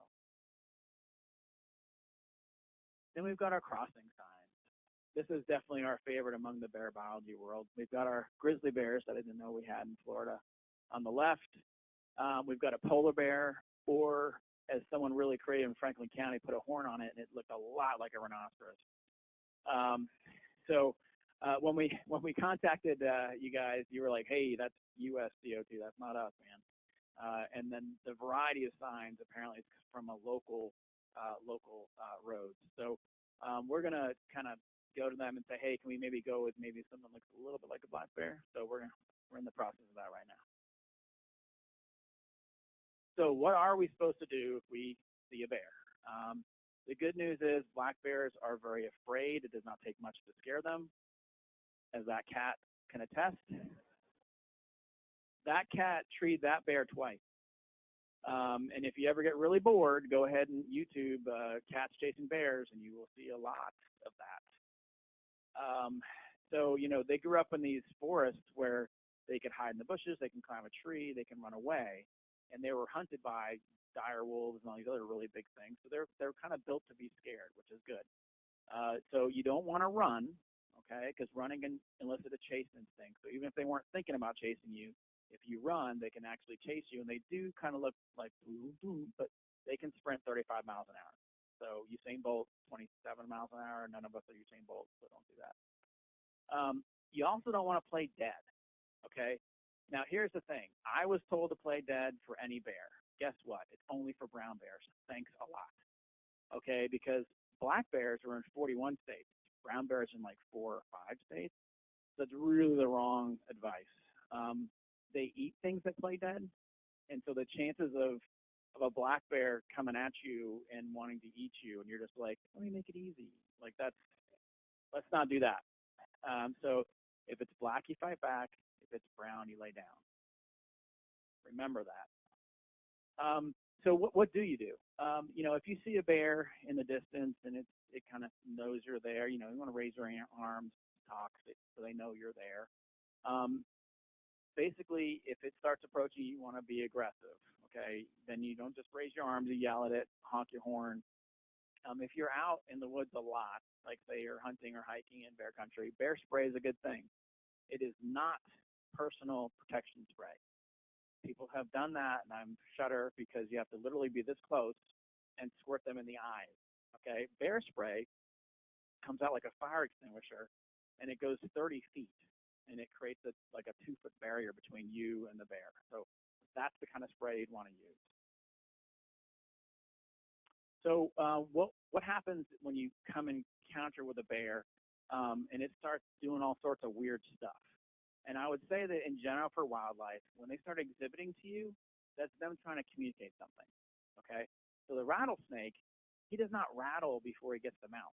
There's no point in that. That's like the horror movies where he's like, I'm going to kill you. Like, you don't do that. If you really want to, I probably shouldn't have prescribed that, but what I'm saying is that a rattlesnake rattles to warn you you're too close. And so bears do something different. So what they do is they can bluff charge, which basically runs at you and then stops. They can also huff. Believe it or not, they clack their teeth. I'll do it, but it won't be as impressive. But that's kind of like a big, scary thing for bears. Now, if I was 300 pounds, it'd probably be a lot different. But again, this is an animal that doesn't want to fight you. It's trying to say, hey, you need to back off. So you let them do their, dog and pony show, and then you're just like, okay, we're good. And then you back up. I'm not saying it's easy to stand still when you get a bluff charge. It's happened to me once. It was very effective. I was very scared, but do not run. But if it makes contact with you, what do? Fight back, right? Okay. So basically, for us, what we feel like is multi-prong approach where we're looking at ways when we're looking at new roads or improving roads. Could we do underpasses? But also could we adapt bridges that are already there when we have hot spots? Make sure that we've got some signs. Make sure we're kind of getting out there in front of the public and telling them, hey, by the way, those signs, honestly, a lot of people tell me they didn't even know we had bears in Florida, but then they saw those signs, and that's what told them that. Forget all the outreach we do, but they actually saw a crossing sign. And they're like, oh, you guys have bear, or they think we have other things because they can't figure out what those pictures are. So, but yeah, so I really just wanted to give you guys a brief overview and tell you that we really do appreciate the working relationship we have. So, any questions?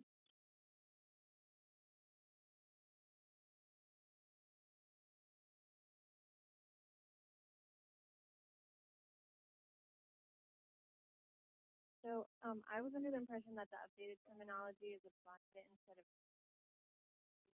So that just changed, and I'm glad you asked that. So we as a bunch of biologists, we looked at different ways to talk about range, and one of the things that came up, we talked about abundant. Well, when we just did the 2019 Bear Management Plan, a lot of our stakeholders were very upset about us using abundant. And I understand why, because abundant is a term we talk about for population.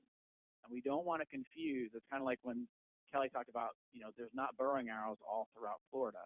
That's the range, and they're somewhere in there. And so what we came back with and said, okay, we can change it to frequent. And the idea is, how often do you expect to encounter a bear in this area versus abundant, which kind of implies there's bears all over it. So that just changed. And I don't even know if we have the GIS file that says frequent now. Yeah, I don't.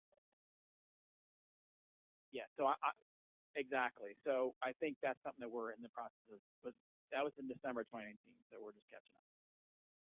Yeah. Yep. Yeah. So that'll be in place.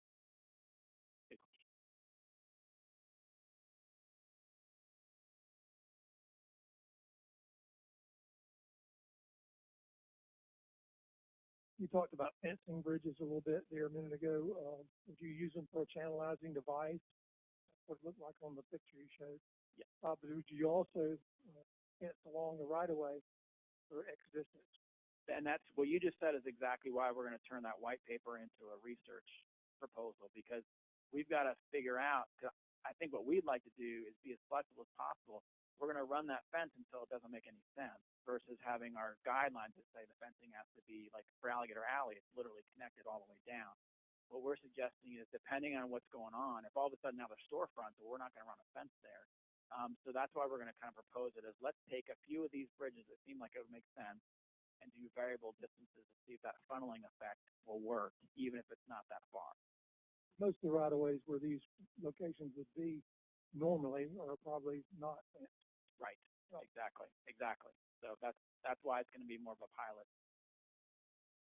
Exactly.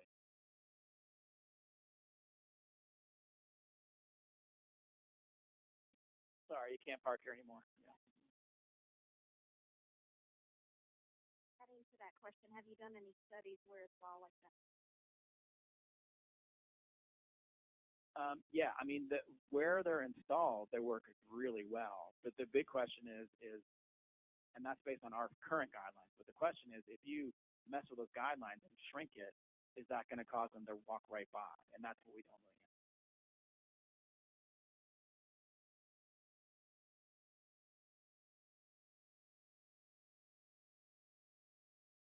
Yeah.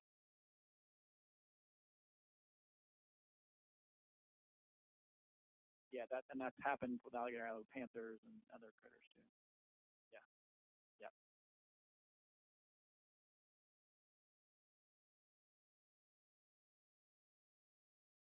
Oh yeah. So, well, not necessarily complete separation, but I'll tell you that the portion of Seminole County that's on the west side is very different than on the east side. I mean, it's lit up with bear calls on the west side of I-4, and on the east side, it's like almost nothing. So we know that that the bears basically come out of Wekiva, hit I-4, and bounce right back. You're still going to have males that'll cross, even if it's fenced, even if it's, I mean, they'll still try to do it. But as what they were saying is exactly right. You increase the vehicle traffic, you increase the lanes, you might as well just have a giant barrier. Now, our females typically will start guiding, like their home ranges go up against, but they don't try to cross. But you'll get those males every once in a while, still try to do it. We haven't actually looked at the genetics from animals on one side versus the other, but you know, it only takes a few animals per generation to cross to still have that connection.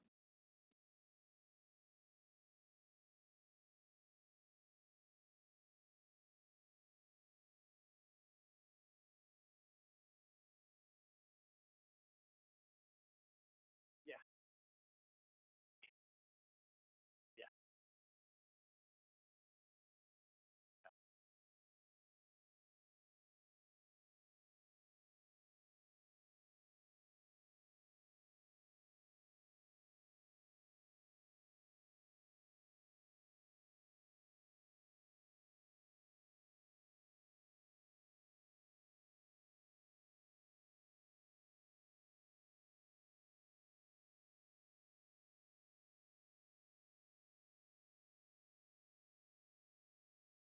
And as promised, Brad with an encore performance.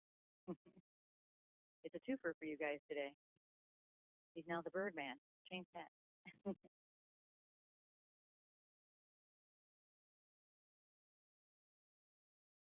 Thank you. It's kind of you to call me the Birdman, but really, Craig Fallhaber up here is our Birdman, and oh man, is he ever awesome.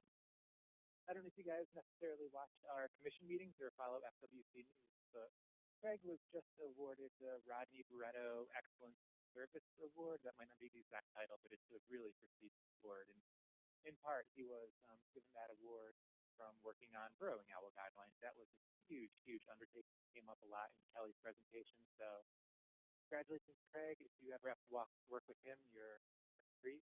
If not, our other avian conservation biologist is Doyle. She's excellent as well. So lots of good bird biologists here in Florida.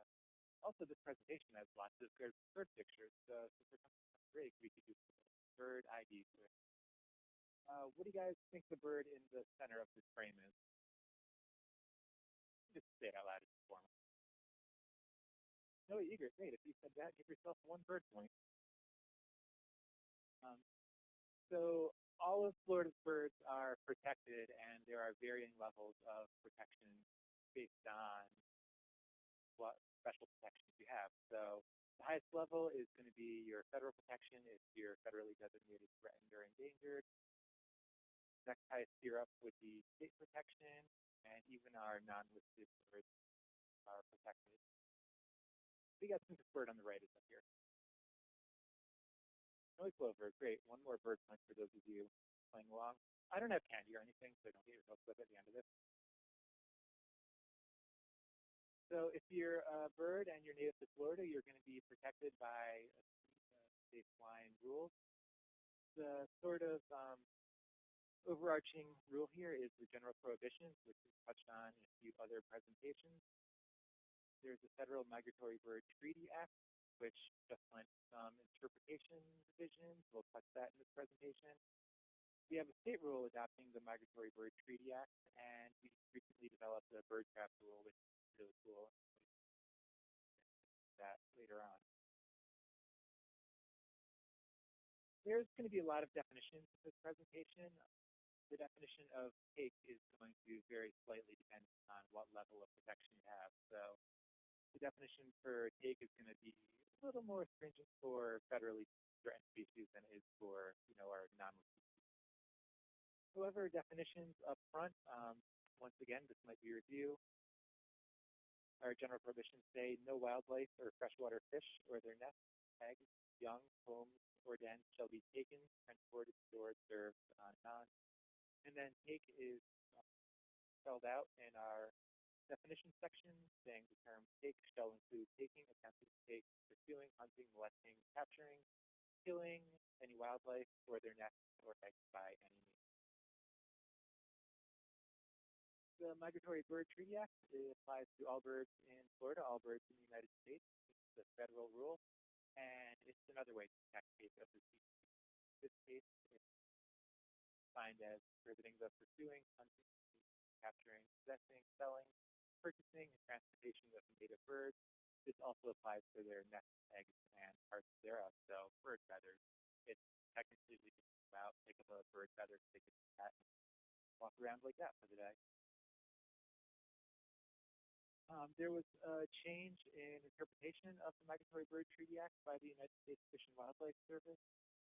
Formerly, the treaty covered both intentional and incidental take. However, it's been recently defined as only covering intentional take. So if you're doing a project and you have an active bird nest in the right-of-way of your road, can you take that nest? Well, that's the gray area right now since there's little conservation rules. You can if it's incidental, so if you take the nest because you're clearing a right-of-way or putting in a linkage corridor such as a road, that's fine, but you cannot take it if it's purposeful. However, because Florida has also adopted the MBTA in our state administrative code, that gives nests an extra degree of protection, and we only issue permits for the take of nests if it involves human safety. So if a hurricane comes through, we need to use flood protection, flood management. That would be one reason why we would allow it. Our bird trap rule is really cool. It's our newest bird regulation, fairly impacting southern Florida. And in South Florida, the legal harvest of some of our songbirds is really popular. People like to collect them, sell them on the black market as status symbols. So this really doesn't apply to DOT and anything except for good PSA. If you see a bird trap out in the wild, give our Division of Law Enforcement a call. We'd love to go investigate it further. You guys ID this bird in the center of this picture? Painted bunting, bird points all around. We do have 2 birds that are federally endangered, and we have 1 formerly endangered bird. These guys are going to be the scrub jay, the tailkite, and the bald eagle. They're pretty important, so list them all individually. And the bald eagle is really an excellent conservation success story. These guys were almost extinct at one point. We were able to catch them and rear them, bolster populations, clever regulations as the Bald Eagle Protection Act. Populations have really become diverse throughout the country. In the continental United States, I think Florida has the second highest population of bald eagles, and I think we go back and forth with Minnesota for who has the highest overall number of eagles. That's a pretty cool way to go, Florida. They're protected federally still under the Bald Eagle Protection Act. There's also the state eagle rule that takes from bald eagles. The Endangered Species Act covers the other two federal species, which is the snail-kite and scrub jay. The definition for take on the federal level is the same as we hear for state definitions in Florida. We've aligned our language so that when going through permitting for either state or federal species, language is fairly similar. If you are going to be working with federally endangered species, the service is going to have all of that permitting, and you do not need it. So Florida has 16 species of birds that are considered state threatened. They're all covered in Florida's Imperiled Species Plan. After Kelly's presentation, y'all are pros on that, so I don't really need to go into this. And I will again go over the definition of we'll go over the rule that protects the state species here in Florida. So no person shall take, possess, or sell any endangered or threatened species, subsection, or parts thereof, or their nests or eggs, except as allowed by specific federal or state permit or authorization. So again, if you're going to be impacting one of our threatened state birds, you need to coordinate with us so that we have the appropriate permit. So what is pig, as this funny-looking little burrowing owl is customary? As you've seen, has several different definitions depending on who's telling you what it is. In Florida, take means to harass, harm, pursue, hunt, shoot, wound, kill, trap, capture, collect, or attempt to engage in any that conduct. Look into that a little further and check out the definition of harm, which means an act which actually kills or injures fish or wildlife. Such an act that may include habitat modification or degradation, where it actually kills or injures that wildlife. So a less graphic example than somebody stepping on a turn is when a beach raker would accidentally run over a nest. And you can imagine this is something happens to people like they're nice to sandy beaches, all the coast guards from Florida. Municipalities want to secure that image for the tourists who come and visit. So they could accidentally run over a bird nest. Very cryptic and hard to find. So that would be harm. Harass is slightly different. It means negligent act or omission that increases the likelihood of increased wildlife or will significantly disrupt normal behavioral activity. It could be a beach raker example, having a beach raker be driving through an important bird area where something like heading plovers or leaf terns could be trying to catch raker disrupt that essential activity. So there's no direct take there. You're not harming any birds or nests, but you're disrupting their. So what does taking mean for a particular species?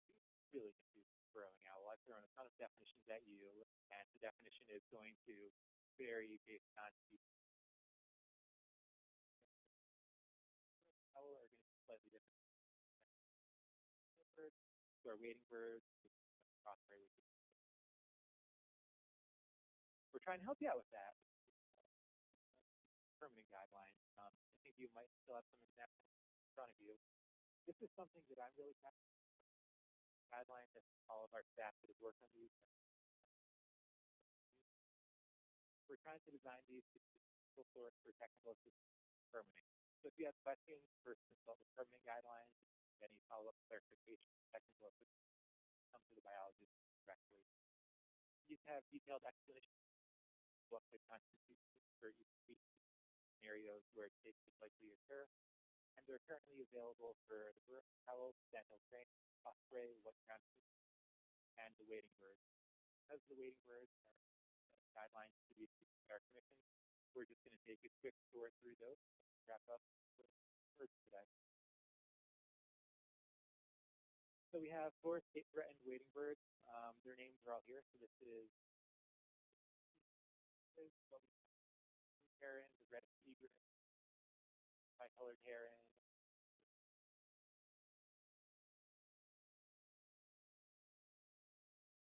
Because most of these birds have statewide distribution, climate does vary in Florida, especially for South Florida versus Florida Panhandle. These permanent guidelines will blend the most so is these surveys, but ensure that you have a high likelihood of encountering birds when it's at the site. And that's important because these wading birds will their nesting sites year after year after called rookeries. So the birds will come back, they'll congregate on these rookeries. It will be pretty easy to observe, but the structure of those rookeries is important.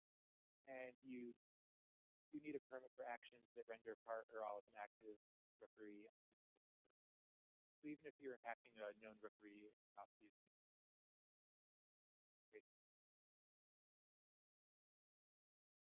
sticking with the wading bird, the definitions for take are further explained in how it applies to the suite of species. That actions that result in loss of habitat within active or breeding sites, action that could render a breeding site unusable, for example, water levels or erecting structures with 330 feet of the known rookery, lower ground, aerial, or water-based activities that result in repeated flushing of active nests. And we do have a suggested buffer distance of 330 feet around active colonies active. We're trying to make our information as available as we can to help with the permitting process. We have an online page. You're more than welcome to log on to this website, go through the story, see if you have any sites connected to the project. However, this is an incomplete guide. We recommend that you perform surveys ahead of any activities just to ensure that you're not impacting any.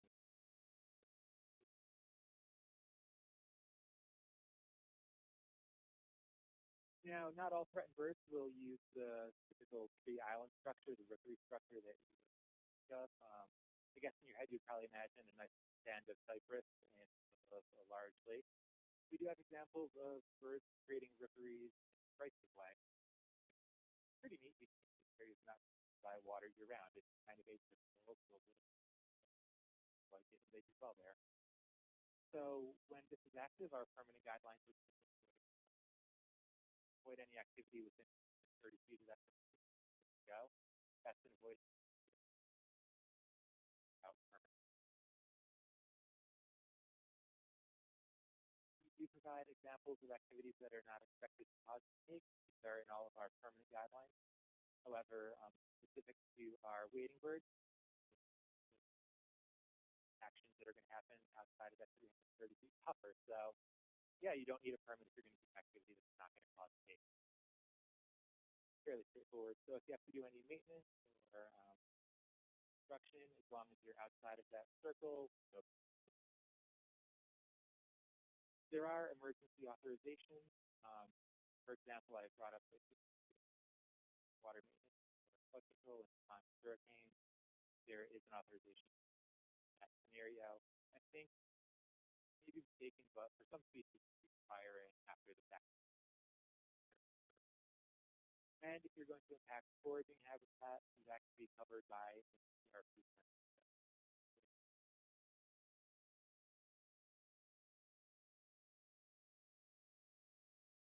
Yeah, again, another slide saying that the 330-foot buffer is important. So if you're doing activities outside of that, you don't need to know about it. If you cross that threshold, that's when you want our biology to develop ways. Your action.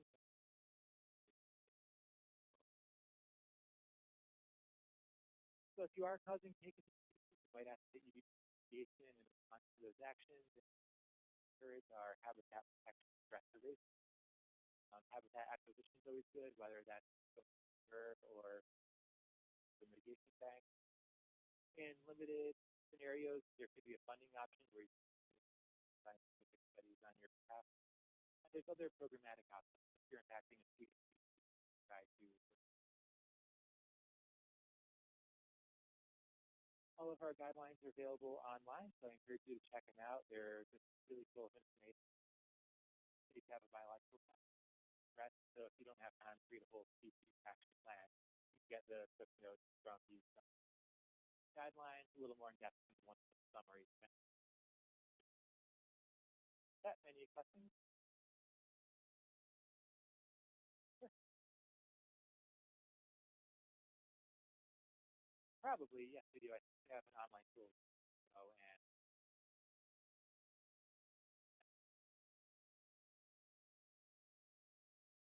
back here. So if you have that address in your notes,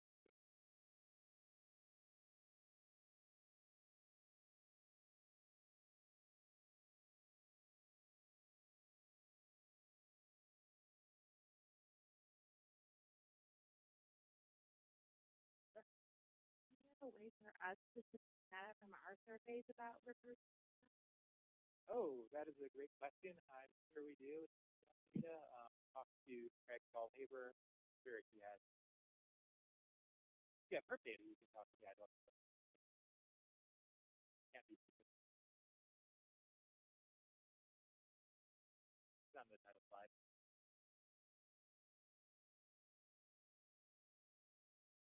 You guys let me off the hook? Stick with me. I have a quick question. The reddish egret is not covered under the ERP. Is that what I saw on the slide there? And clarify. I cannot because I just read the guidelines and I'm not off of that. I'm hopping out here. Sorry.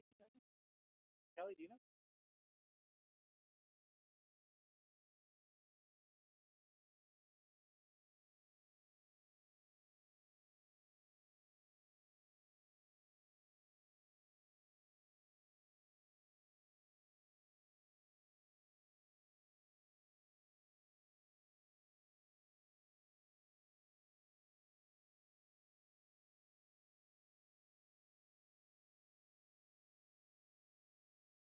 So the reddish egret, I believe, is not included in the ERP process because as a species, that bird is restricted to coastal habitats, whereas our other three listed wading birds are more generalist freshwater.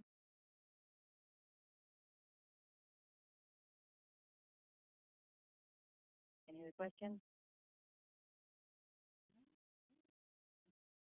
Thank you, Brad. Yeah, no, let him off the hook. Put Kelly in the hot seat again. Speaking of Kelly, you have those guidelines. You guys could pass them to the inside, so they're on the inside aisle here. We will pick them up. And if you have any other questions for Kelly for the ISMP or ICP guidelines kind of questions, she's going to leave soon. Would you pick these up? So speak now or forever hold your peace, so to speak. Anyone? Oh, Kelly, they're real nice here. They're not like Bartow and Fort Lauderdale. Boy, they had all kinds of questions down there. As it is, then you guys get a break, 10-minute break, and then we'll start back up with. This conference will now be recorded.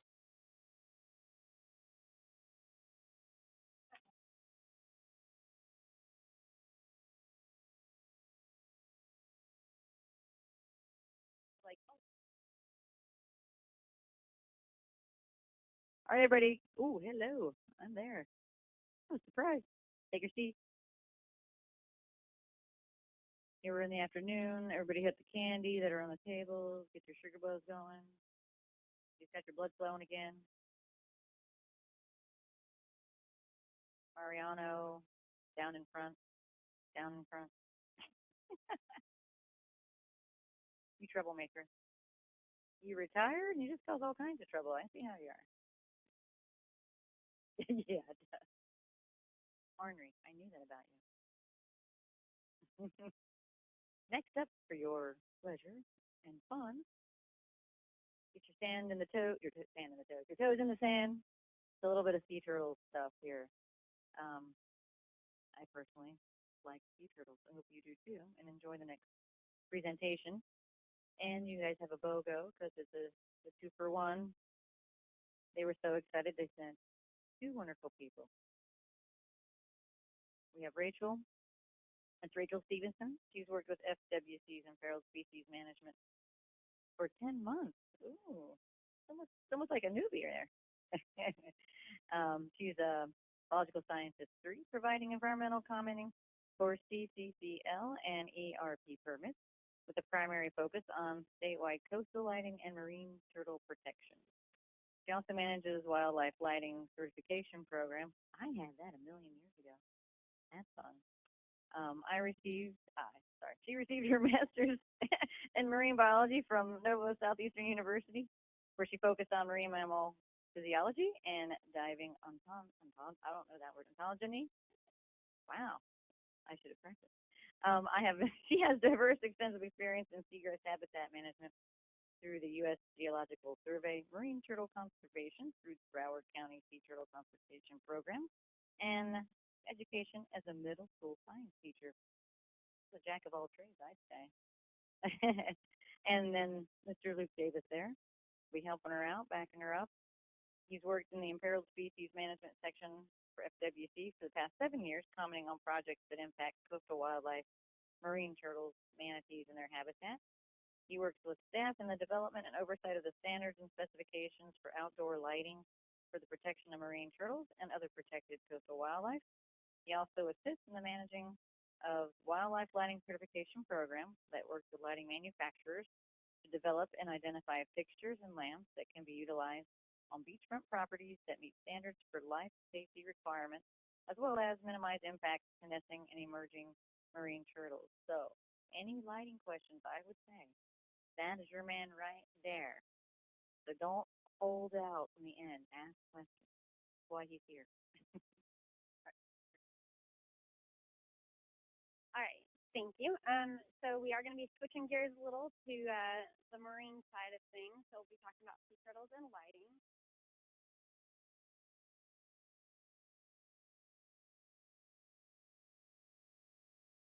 Uh,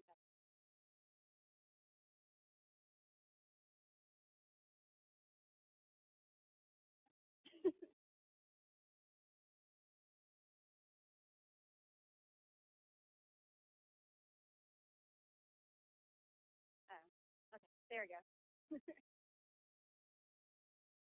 Exactly. Okay, so there are 5 species of sea turtles that are in and around Florida, and all of these guys are listed as either threatened or endangered. The little yellow stars at the top, those are indicating our species that we most commonly see nesting along Florida's coastline, which are the loggerhead, the leatherback, and the green sea. So sea turtles spend most of their lives at sea, but they are tied to land in one really important aspect, and that's that they require our beaches to nest and lay their eggs. So nesting season is May 1st through October 31st, but it's actually March 1st through October 31st in Brevard through Broward, and sea turtles kind of march to the beat of their own drum. So they can go start nesting earlier, later. I think right now we have over a dozen leatherback sea turtles that have already nested before the season has even started. So when the female comes up to lay her eggs, she can lay anywhere from 80 to 120 eggs, and these will incubate for about 2 months before the hatchlings will emerge. And the hatchlings, when they do emerge, they emerge generally at night, and their goal is to get towards the ocean. So there's a couple things why it's really important for us to maintain our nesting beaches and to maintain good lighting. And one of these is because females are typically going to return to the general area in which they hatch from. So this could be anywhere from 20 to 30 years later. They can come back to the same area nest. And additionally, about 40% of our loggerhead nesting occurs in Florida. So we have a pretty big responsibility because a lot relies on us as far as maintaining the global population.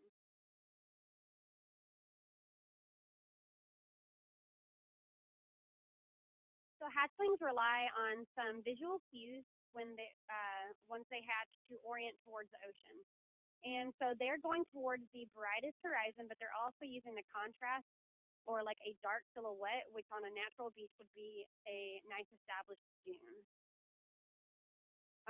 They can also discriminate between light, different colors, so they're extremely attracted to short wavelength light. So that's kind of on the left end of our spectrum here. You got the purples, blues, and greens, and they are less disturbed by longer wavelengths. So we kind of say 560 nanometers. Anything greater than that, they can still see this light, which is really important to note. They're just not as adversely impacted by it. And one of the reasons that we really, we push for amber and red is not only because it's longer wavelength, but like white light is a big issue because it contains full spectrum. And so it's going to contain all of that lighting on that left-hand side of that graph there that is going to negatively impact sea turtles. So how does this happen? So when artificial light conflicts with their kind of natural lighting cues, the hatchlings can't properly navigate to the ocean. So, and we see this in the mornings during nesting surveys. So if you come across a nest that is not disturbed, it's going to look a lot like the left-hand image there, where all the tracks are kind of going in this V shape towards the ocean. In a scenario where you've got other lighting impacts, the sea turtle hatchlings are going to go all over the place. They can go backwards towards the land, they can go parallel to the water, or they can kind of go around in just never-ending circles. And so we call this disorientation.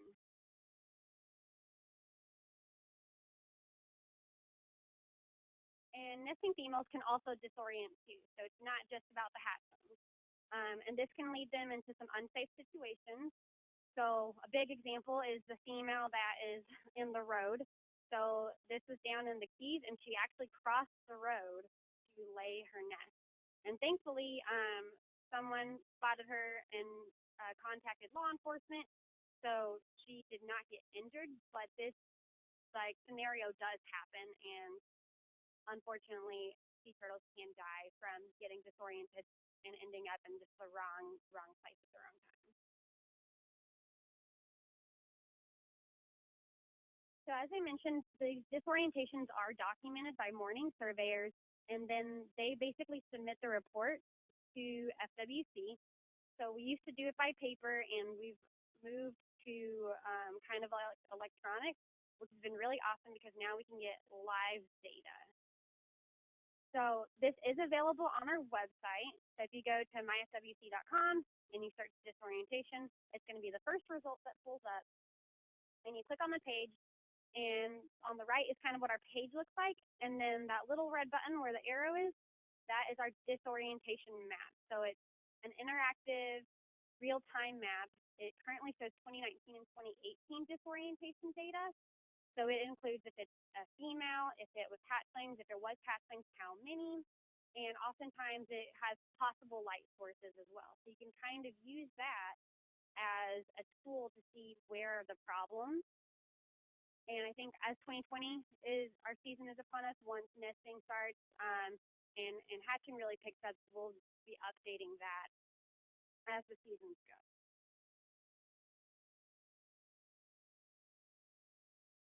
So we've kind of discussed why artificial lighting is bad. So then the question is, well, how do we fix it? So FWC has some sea turtle lighting guidelines, and we kind of coined this our 3 golden rules. And all 3 of these rules should be used together because not one of them is more or less important than the other. So our 3 rules are to keep it low, keep it long, and keep it shielded. So the first rule is to keep it low. So first of all, we want to mount our fixtures as low as possible for what the needed purpose is. So for example, if we have stairs, we don't want to mount a big floodlight on top of a pull light for stairs. We would prefer and recommend low-mounted step lights. So this also helps just minimizing light trespass because you're getting the light where you need it on the ground. It's not just going all over this huge area. Additionally, we want the lumen output to be as low as possible. And this is kind of the same thing, you don't need an 100-watt nightlight, right? So kind of the same thing here. We don't need a huge amount of wattage or lumen output for areas that might just be for a little stairwell or a little pathway. So with our sea turtle lighting guidelines, we actually have recommendations on mounting heights that we suggest. And that's for each sort of fixture type. And the reason is because lower mounted fixtures are going to provide more light directly on the ground where it's needed for safety. And the second one is the higher that you mount the fixture, especially if you're going to be above ground level, the more probability that it has of being directly visible, and the harder it's going to be to actually properly shield that fixture, because the higher you go up, you're going to be able to see right up into that light fixture. And these are just examples of, we would not recommend a pole light on an adjacent property adjacent to the beach like that, but something more like a path light or a bollard would be more appropriate. So our second rule is keep it long, which is using long wavelength light sources. So we want to use wavelengths that are greater than 560 nanometers, so that's in that amber to orange and red, with absent portions of light below that kind of cutoff right there. So this is just another example. We're going from incandescent to a nice amber gold. And like I said before, amber and orange and red is still visible to sea turtle. It's just less disruptive. So our final rule is to keep it shielded. So we recommend fixtures meet or exceed full cutoff. So full cutoff is basically saying there's no light emitting from a 90-degree plane, so everything's coming down. And we want the lamp to be completely shielded so that you can't directly see it or the glowing lens. And so this is another example. We don't recommend like those globe lights. We recommend something that's more recessed up into the picture so that you can't directly see that light source. And also for places that are in close proximity to the beach, we recommend some sort of additional external shielding, 180 to 270 degrees, which not only helps prevent it from being visible from the beach, but it also helps direct the light source exactly where you need that light source to go.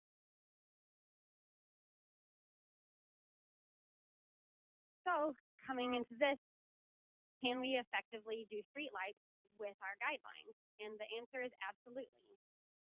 So we have several models of street lights from different manufacturers that have the proper wavelength and have proper external shielding that can be used. And we do certify a lot of these fixtures on a yearly basis. And we've actually done a lot of work with FDOT. So these are examples of some demos that have been done. So Synergies is one of the companies that we work with. They did a demo, and they're now actually being installed along A1A in Fort Lauderdale. And then places like SP&L and Duke Energy have now approved products on their list of things to use adjacent to beaches. And an example of that is on the right, the Cree RSW series streetlight. So there's plenty of options out there. So another big thing that we want to acknowledge is that we are really trying to figure out how we can incorporate considering sea turtle protection and habitat protection into FDOT roadway projects. So I do want to put out some acknowledgement and some big thanks to Katasha and her team. We've been having some ongoing coordination with them, and this is the result of that coordination. We actually have been able to develop some guidelines and standards that is being implemented as of this year. So our goal is to provide a standard design for roadway lighting and not have to look at every single project on a base-by-base just because that's a lot of work.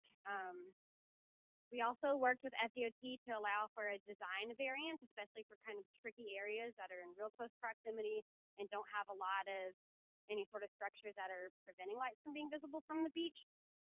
We've worked with recommendations on crosswalks. So we recommend using like embedded crosswalks. We work on minimizing how long those lights are going to be on, such as using like motion sensor. So we've been able to do a lot of work. And since these are now going to be implemented in the project, we're really excited to see how this is going to really work in real time, and that way we'll be able to continue our ongoing efforts. And this is a lot of information, so just know that you can access these in all of the different reference documents. So like the design manual and the standard specifications for road and bridge construction are examples of where we've kind of been able to put in these new standards. So finally, lighting designers try to incorporate what we coin as halfway solutions to lighting problems. And this is using things such as timers, using like switching off lights during nesting season, or changing LED colors, so using like a dual white and amber LED. And we don't recommend these for long-term solutions. So one of the reasons is because even with the most advanced technology, there's going to be malfunctions. We don't want something to malfunction and then have really adverse impacts to our sea turtles because all of a sudden there's white light when we're in the peak of nesting season. That can be a big issue for us. The other thing is that human safety is our priority.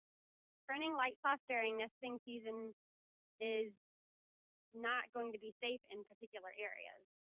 So that can create unsafe conditions for places that have really high pedestrian or vehicular traffic.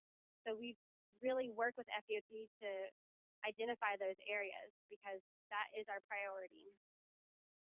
The other thing is that the switching to the dual light with the amber during nesting season and white during off season actually kind of gives this misconception that amber lighting is not safe and that white light is safer, which is actually not true.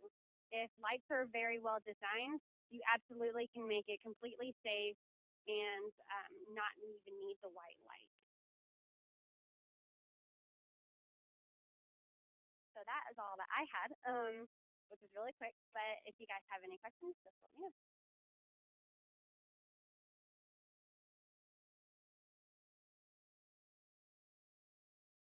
Yeah.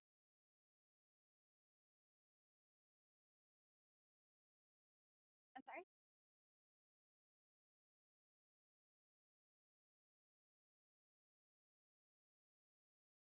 Six signals? Yeah. I was going to say, I don't think so.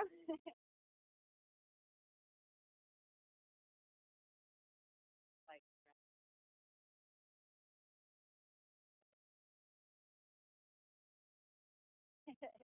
Not really, because they're infrequent and they're usually facing the other way, so a really small amount of light from a traffic signal. So as compared to the other lighting around it, it's not that big of an issue. Not as much as that kind of blue spectrum 440 range. It's going to be a heavy attraction.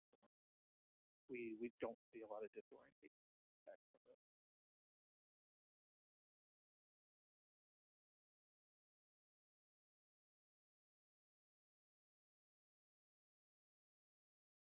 The coastal counties, they have codes for the sea turtle lighting.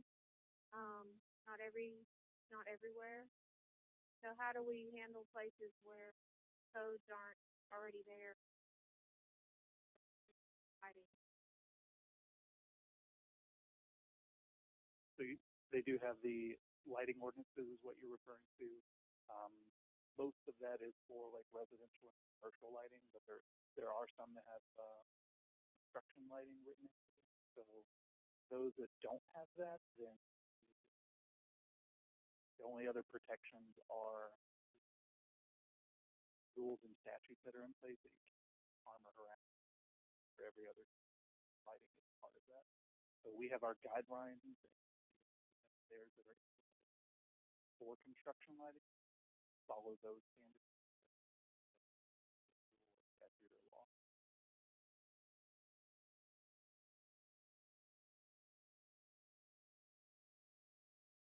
Yes, we have another question. Utility companies, Gulf Power, they're doing replacing of light fixtures everywhere. Sometimes they coordinate with DOT, sensor project. So, what does Gulf Power have any regulations themselves? I don't know what regulations. They have to follow the rules. Right. So who goes after Gulf Power when they put lights up and We can, if it's causing an issue, causing a take, then we can go out and with the coordination with the service. We try to contact them, what we can do. But if we have to, then involve the service. Especially, we do it with a few other municipalities. We just had an issue with Fort Myers Beach trying to implement along the Sarah Boulevard, a lot of white lighting. And we contacted them at another meeting with their local board to get that looking at all those lights and then putting in ambulance. Gulf Tower has approved fixtures by us, so that could be. But if they're not, then once we find out, we'll contact them and take the appropriate action when we'd like to avoid also. It's really hard to rip out fixtures once, but and if we have to.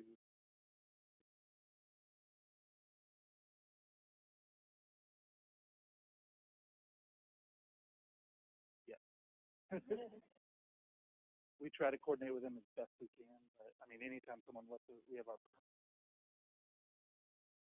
and that's for you guys, and we have our permit holders on the beaches who surveys everything. They call us about every little thing. So anytime we hear about an issue, we'd like to know about it before it physically causes resistance. Yeah. Anytime you contact us, general technical assistance, follow up with any.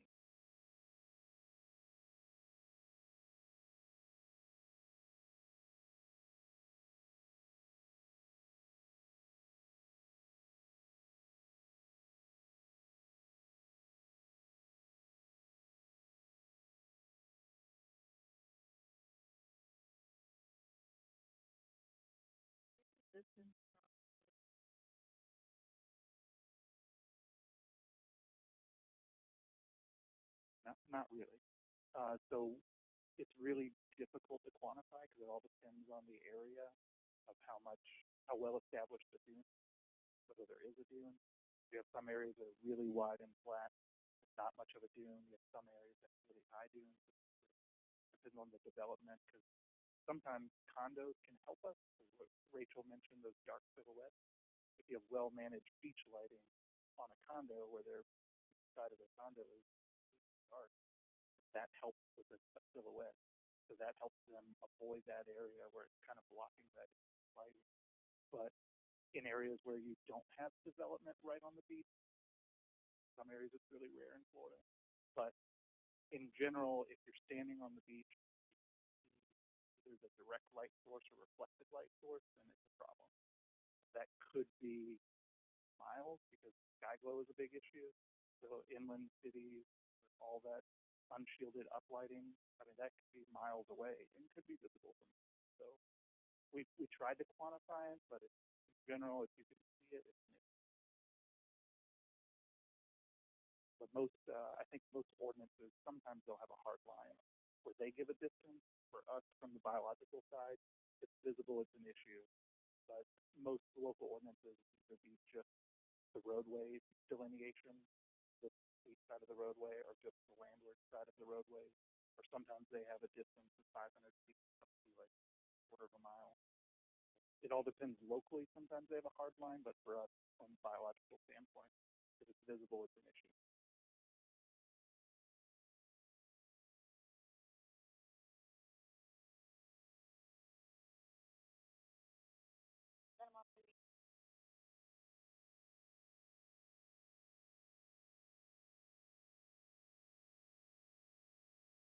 Right, for different type of sand between your toes. No, I got that right this time. We're going to discuss silver tortoises. And we have for you today Eric Seckinger. He's a gopher tortoise conservation biologist with FWC. He has a master's in wildlife science from Mississippi State University and a BS in wildlife biology from Colorado State University. In his current role with FWC, Eric promotes gopher tortoise conservation through incentive-based programs, outreach, and education, and by conserving and managing habitat for wildlife. Go, Eric. Good afternoon, everyone. We're here to talk about gopher tortoise biology, conservation, and regulation, which involves permitting. I'm going to give a brief overview of conservation and biology of tortoise before going into permitting and policies and regulations. And how many of you here have gopher tortoise or gopher tortoise? Everyone, so you're all familiar with where gopher tortoises live and what they look like. So the gopher tortoise is the only native tortoise in North America east of the Mississippi River. And in Florida, they are state threatened, and they are a candidate for federal listing under the Act. And in the western part of the range, in western Alabama, Mississippi, and in Louisiana, they are threatened under the Act. So they are under petition or candidate species. I think the final determination is going to come out next year, whether or not we list them under the ESA.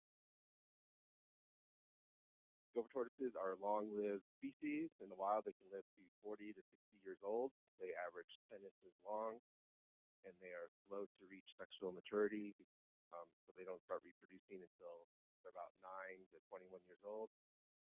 Here in North Florida, since they have a colder season in winter, that reproduction doesn't really start until the latter end, so here compared to South Florida, where you might start reproducing 10 or 11. So these are what adult gopher tortoises look like. They're grayish, brownish. Can't really mistake them for any other species once you know what they look like. And it's interesting that the color of a tortoise will kind of take on the soil color that they're inhabiting. So tortoises that inhabit are found in like well-drained sandy soils will be like more lighter brown, whereas tortoises found in clay or like a darker soil will be more gray or darker. What juveniles look like, they're lighter in color. They're a lot of yellow, and the eggs, they're about ping pong sized balls when they're first laid. So gopher tortoise nest, the female will lay the nest at the burrow opening in front of on the apron. There's a high predation on nests and juveniles. So about 1 out of every 100 gopher tortoise eggs that hatch will make it to an adult, and the shell doesn't harden right away. It stays soft for up to 7 years, and lots of animals will prey on gopher tortoises in the first few years of life. So mostly, if anything finds them, they're pretty much going to be eaten. Gopher tortoises are herbivores. They eat low-lying vegetation such as grasses, gopher apples, prickly pear, cactus, berries, and other native vegetation. They're opportunistic. That means they're not like looking out for one specific food type. Whatever's around them that's low-growing that they can eat, they will. And then from their burrow opening, they'll travel usually up to 160 feet for food. If their habitat is starting to become degraded, then they will have to travel further to feed. But usually, if they're in an area where there's lots of vegetation, they're not going to travel far. Gopher tortoises are found in a variety of habitats throughout Florida. So anywhere where there's open canopy, lots of low-growing vegetation, ground cover, and well-drained sandy soils, you can find tortoises. Throughout Florida, they're found in scrub, pine flatwoods, coastal dunes, and longleaf pine. So here in North Florida, the dominant habitat type where you're going to find tortoises is longleaf pine and sandhill. Gopher tortoises are also found in urban habitats. So they're found in neighborhoods, people's backyards, under cemeteries, alongside roads. So anywhere where there's that they meet the criteria, where the habitat meets the criteria of open canopy, sandy soils, and low-growing vegetation, you're bound to find a gopher tortoise. So gopher tortoises are found predominantly in their burrows. So that's how you can tell the presence of whether a tortoise is on a property or not. by these burrows, and they average 7 feet deep and 15 feet long. They can have more than one burrow within the home range, so gopher tortoises usually have 2 or 3 that they move around in, and they are half moon shaped, which is the shape of a gopher tortoise when it goes into a burrow. So the depth and the length of the burrow will depend on the soil type and the water table that they are found in. So for excessively well-drained sandy soils found in North Florida, the tortoises that depth can be 10 to 15 feet deep and up to 40 feet long. Whereas in South Florida, if they're found in soils that have a depth of the water table of like a foot below, then might only have a 2 or 3 feet deep tunnel and only 4 or 5 feet long. So it really just depends on what soil type they're inhabiting. The burrow is proportional to the size of the tortoise, so adult tortoises are going to make a lot bigger burrows than juvenile tortoises, and they spend 80% of their life in the burrow to protect themselves from the elements, such as heat, cold, and other predators and other things. And then here in North Florida, during the winter, during a prolonged cold spell, the tortoise may be in its burrow for a couple weeks at a time. And then also during the fall and winter, they usually don't come out. They might refresh it in the fall just to kind of pseudo hibernate in the winter up here in North Florida if it gets really cold. So these are examples of what burrows may look like on the landscape. Gopher tortoises are known as a keystone species, where their presence on the land impacts a great number of other species. A lot of other animals depend on the burrow for their life needs, such as rattlesnakes, gopher frogs, gopher mouse, indigo snakes, where at one point in their life cycle that they use the gopher burrow to protect themselves from the heat, cold, or predators, or any other things that they encounter. So they're very important on the landscape because they do provide habitat for other species. So we classify gopher tortoise burrows as either active, inactive, or abandoned, and we group active and inactive burrows as potentially occupied. And potentially occupied gopher tortoise burrows are protected by law, and any impact to a potentially occupied burrow requires a permit, whereas an abandoned gopher tortoise burrow is not protected and does not require a permit if it's going to be impacted. Go over what constitutes an active tortoise burrow. It has a half-moon shaped entrance. It's clear of vegetation, has good repair, loose soil, has some tortoise tracks, and most likely there's going to be a tortoise in that burrow or nearby. An inactive burrow still has that half-moon shaped entrance.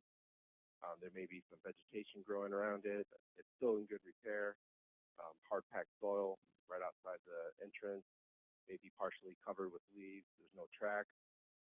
Up here in North Florida during the winter, you may find a lot of inactive tortoise burrows.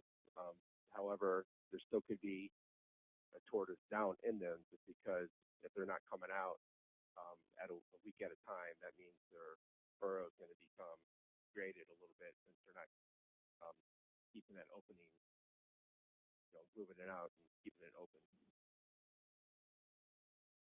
An abandoned burrow appears unused or dilapidated. It's partially or completely collapsed. It may be filled partially or completely with leaves or soil. And an abandoned burrow is that there's no gopher tortoise occupying that hole anymore. And then also, people may be confused about armadillo burrows. Armadillos do burrow, and you get a lot of calls thinking that a tortoise has taken up residence in someone's yard or under a house. So when they send us pictures, it's actually an armadillo burrow. And the difference between an armadillo burrow and a tortoise burrow is an armadillo burrow is going to be completely round, whereas a tortoise burrow is half moon shaped. And typically, tortoise burrows go into the ground at an angle about 30 degrees, where armadillo burrows are going to be a little bit steeper, about 45 degrees. So why are tortoise populations declining? The biggest reason is habitat loss. So as you can see from the map projected in 2070, there's a lot more developed areas compared to today. Fragmentation with the building of new roads is going to fragment habitat degradation. So gopher tortoise management is active, whereas areas need to be burned every 2 years to keep areas from being overcrowded with trees and other things that might grow up.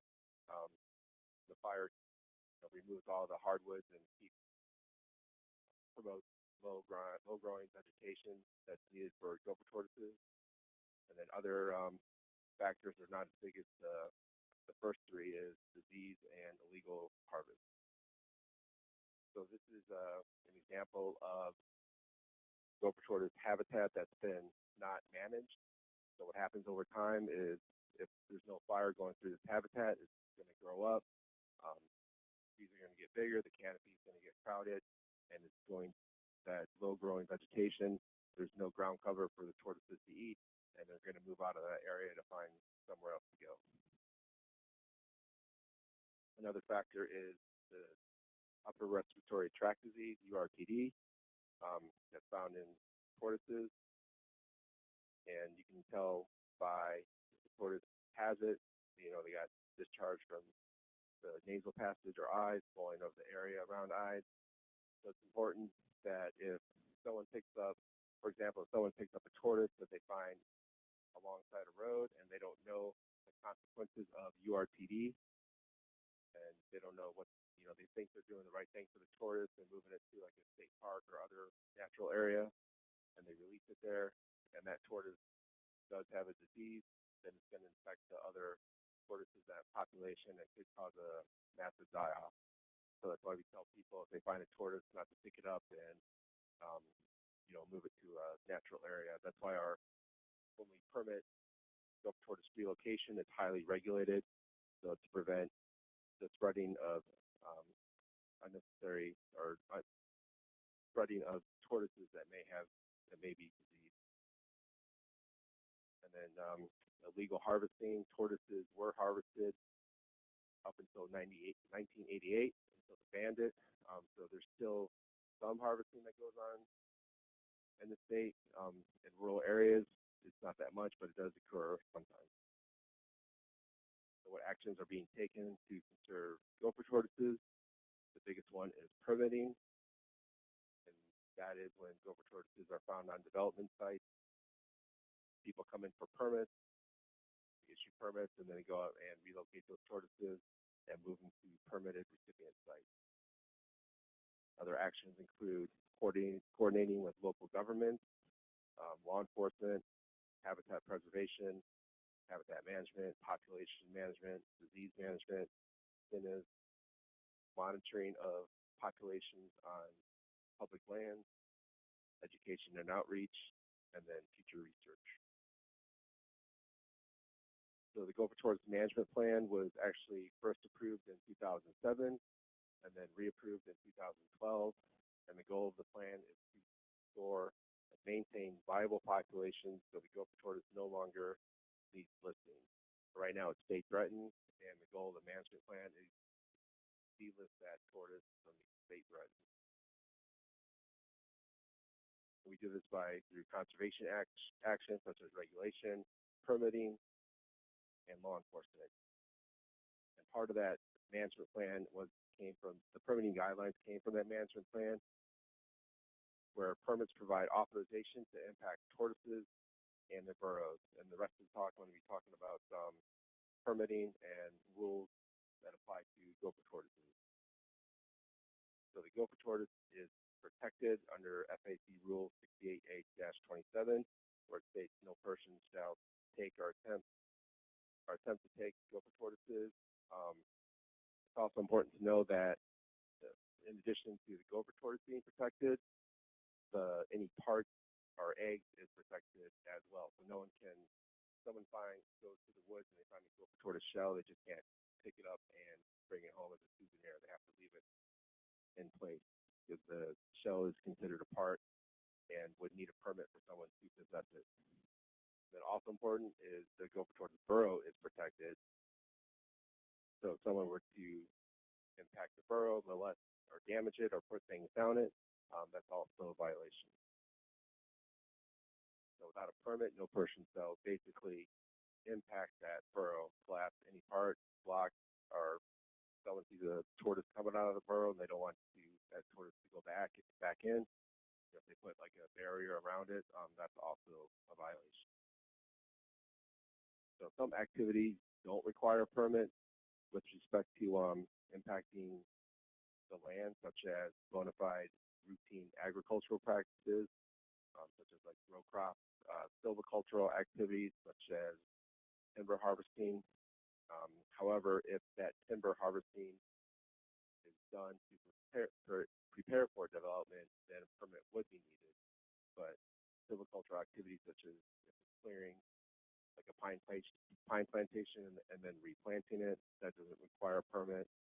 Any wildlife management activities, any linear, utility, and highway right-of-way vegetation maintenance.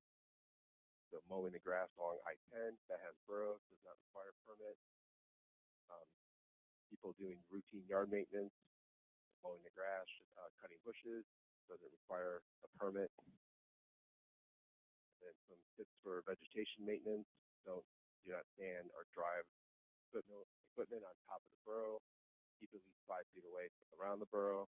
If you need to get up close to cut some trees or manage some vegetation, don't do it with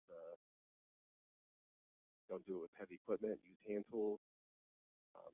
Flag or stake the burrows so people know it's there.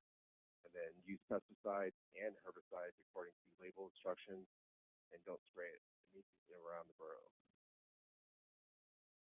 So activities that do require a permit, so basically any activity that's going to go out and clear, bulldoze, construct, or do any type of site preparation for development requires a permit, and those tortoises relocated before any of that activity occurs.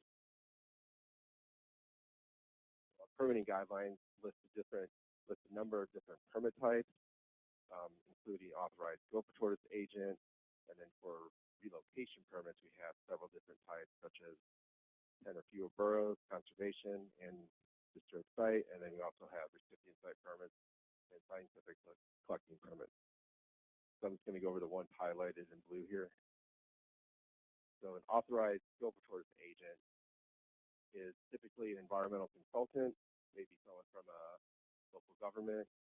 I know we have a couple authorized agents that are with DOT.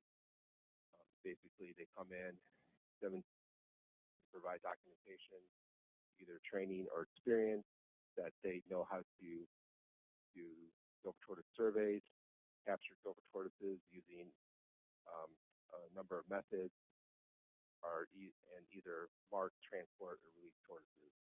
So once they come in and apply for a permit, they have that documentation. We issue them that they're authorized to conduct gopher tortoise relocations only in association with a relocation permit. And so not every agent is going to be able to perform the same task. So some agents may be able to perform conducting surveys and capture gopher tortoises using bucket traps, while other agents may be able to do surveys and capture tortoises in the backhoe. So it just depends on what they're qualified to do. So the 10 or fewer burrows permit is for a site that has 10 or fewer burrows on the project site. So this example over here, and it was a bridge replacement project in Lafayette and Suwannee County. The number of burrows that was documented in the project area was 4. And so with that, they did qualify for a 10 or fewer burrow permit. It's our most common permit type. It's typically for single-family homeowners who want to build a house, on a quarter-acre lot or small lot, and there's a few burrows in the way where they want to put their house. So they apply for this permit where they can relocate them out of harm's way before continuing to their construction. conservation permit is for projects that have more than 10 boroughs. So these are large road projects or large projects such as subdivisions. So for this example, this is, I believe this is might be the Outer Beltway project. Oh, okay, State Road 20, Putnam County. So on this project where they're trying to impact a lot of miles, during the surveys, there were more than 10 boroughs that were found. So with that, they applied for a conservation permit for this whole project area. And another example of conservation permit, I think down there in Orange County. See all the boroughs that are going to be impacted. So with that, they applied for a conservation permit to relocate all the tortoises. Disturbed site permit happens when somebody goes out and clears a property without doing a survey and go for towards habitat, or if they have a relocation permit to relocate tortoises, but they have not done the relocation yet, or there's a mix-up with the contractor and the agent, and then just go out and start clearing, thinking tortoises have been relocated, but they have not. That triggers a disturbed site permit, and usually law enforcement is involved because it's a violation. So in that case, they would have to go and if they clear a property where there may be tortoise burrows, or if they know there's tortoise burrows there and they're not relocated, then typically the project shuts down for 28 days till to give any possible tortoises that were on that ground a chance to dig out. And then once the 28 days pass, they do a resurvey, and then we issue a disturbed site permit for that portion that was cleared. The mitigation for a disturbed site permit is more than what would be for a conservation or 10 or fewer, because of the tortoises were impacted without a permit. And then there may be additional law enforcement action in addition to the regulatory side of issuing the disturbed site permit. So how to avoid the need for a permit. So our guidelines state that if you can avoid burrow opening from by 25 feet during ground disturbance, whether it's fence installation, bulldozing, any type of ground disturbance, you can avoid that burrow by 25 feet. You don't have to get a permit. However, you can't just avoid the burrow by 25 feet in all directions and leave it there, creating a crop circle, because essentially, you're not, a tortoise is basically on an island. So in that case, this would require a permit, and our guidelines specifically state that this is not allowed. So in the previous example, if that burrow was like more situated towards the road and somebody decided to build a house there, put a driveway, and that burrow was kind of in between the driveway and the house and the road, would basically create a island for that tortoise, which would be not allowed. So they would have to relocate it. So as shown earlier, tortoises do live in neighborhoods and people's yards and pretty much anywhere in Florida. So people can have a tortoise-wise community program. They can landscape with native plant species that's available on our website. We encourage people to keep dogs and other pets away from burrows and tortoises, and we also have a fact sheet on that on our website about dogs and tortoises. You can help tortoises across roadways if you encounter one. We have a Go for Tortoise app for smartphones. So if somebody has a iPhone or Galaxy, if you go to the App Store, search Florida Go for Tortoise, you can download our smartphone app. And then using that app, you can report mortalities, or you can, if you find a picture of a tortoise or a burrow, you can take a picture of it and it uploads to our database. So for tortoises and roads, if you find one like on the side of the road or in the road, You are allowed to pick it up and move it into the direction it was heading. Just make sure you don't want to put yourself at risk as long as you're safe to do so. And then, as I said, you can't pick it up and move it down the street to a park or any other natural area. You can only just pick it up and move it across the road. And if you find one injured, you can contact our office, our regional assistant biologist, these phone numbers there, and they'd be able to locate the nearest rehabber for you. White tortoise is a tortoise that's from an unknown location. It's been kept as a pet for many years. An example of a white tortoise is the tourist comes down to Florida for vacation, and their 10-year-old son picks up a tortoise and brings it home with them back to Michigan, and then several weeks later we get a call saying they have this tortoise, and we ask, well, where'd they pick it up from? And the parent doesn't know, so we have the tortoise that's from an unknown location, so we have to have it brought back to Florida, and we have specialized recipient sites for these white tortoises so they can live out the rest of their lives. And the reason we don't want to put white tortoises back in the wild is because it's from an unknown origin, so we may not know what diseases or other things that it might have. If we do know where the tortoise came from, then we would put it back in that area where it was found. All our permits are public record, so you can find them in the online permit system, or you can go to the online permit locator map.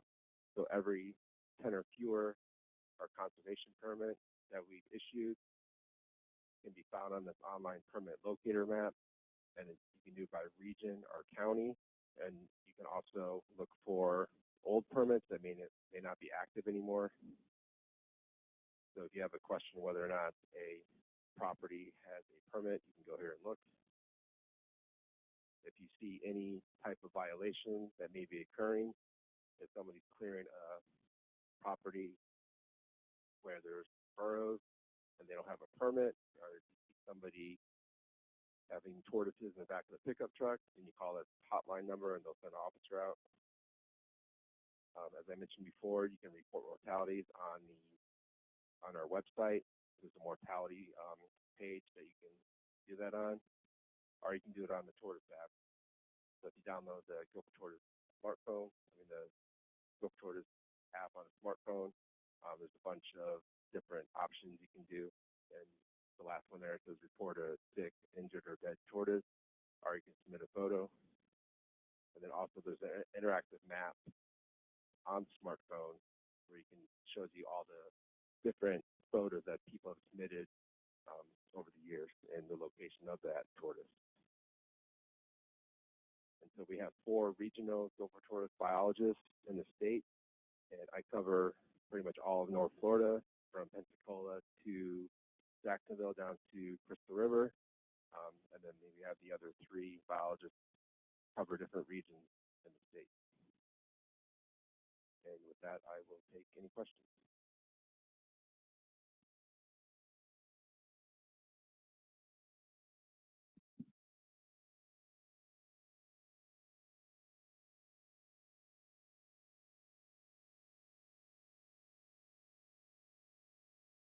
So if I have a gopher tortoise move into my personal house, the yard area, and I didn't invite him here, I want to mow my grass, I want to manage my property the way I want to manage my property, I call you and say, please come get him, since I don't want to hurt him, but I don't want him on my property. Yeah, we get those calls a lot, and unfortunately, if it's living out in the yard, they are protected, so just have to let them be. And we do have a brochure on our website called Living with Gopher Tortoises. Okay. Yeah, so we encourage people to look at our information that we have on our website. Because we just don't want to move tortoises for no reason. Because if we move tortoises every time somebody didn't want one in their yard, it'd be nonstop. It's going everywhere. We do have, just because the tortoise is there now doesn't mean so it's going to stay in the same location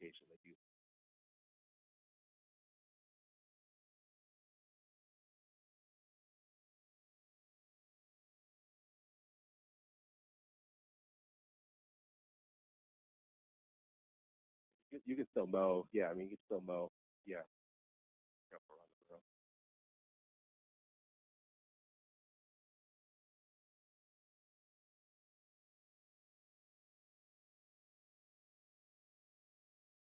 When you relocate them, if you suspect that they have the illness, some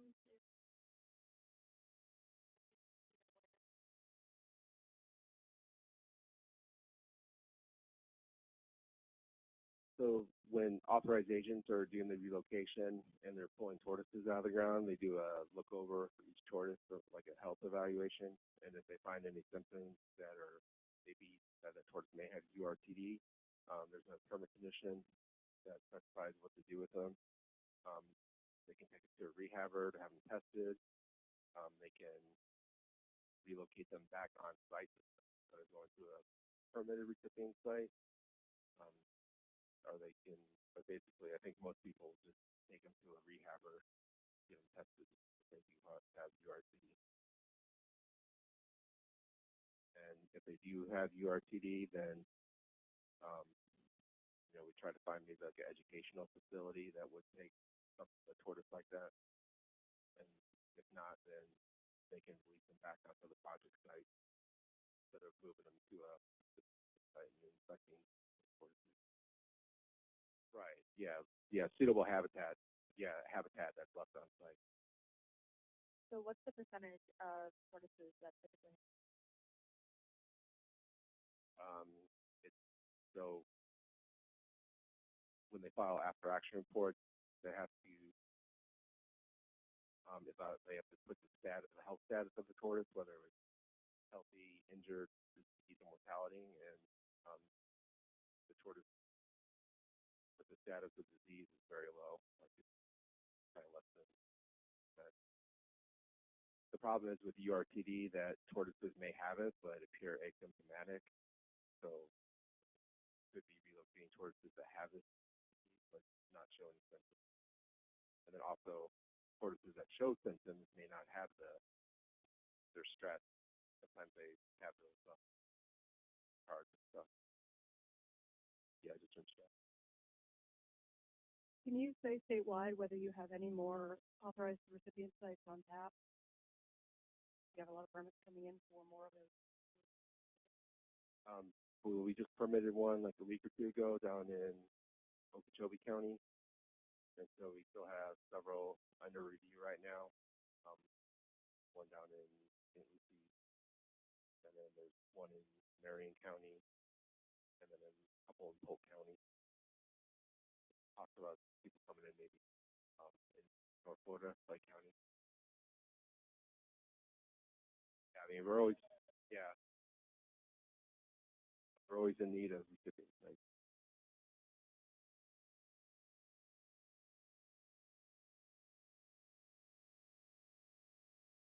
I was wondering if you could speak to roughly how much land a tortoise likes to walk around in. I know that we'll have multiple burrows on occasion.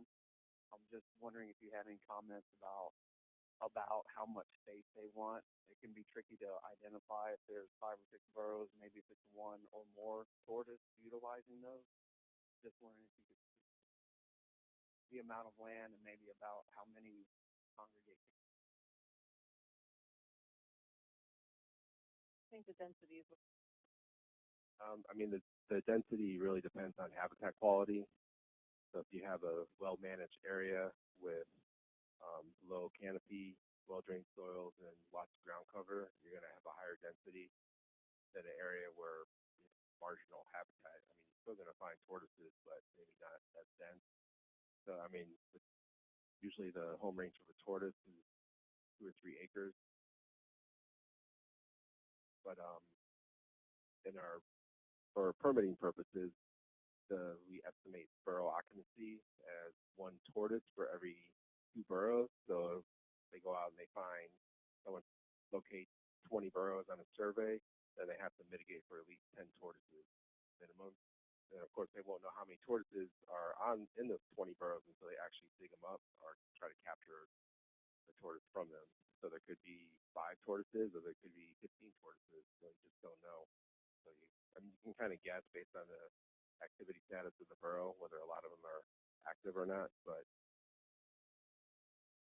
won't know until you actually go out and grow up.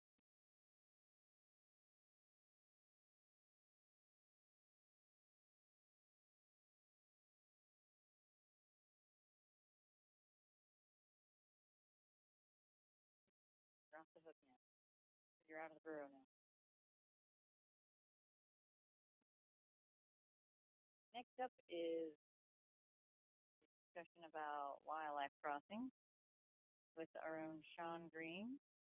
He's in the same department as Jason and Brian, we heard from earlier, and myself.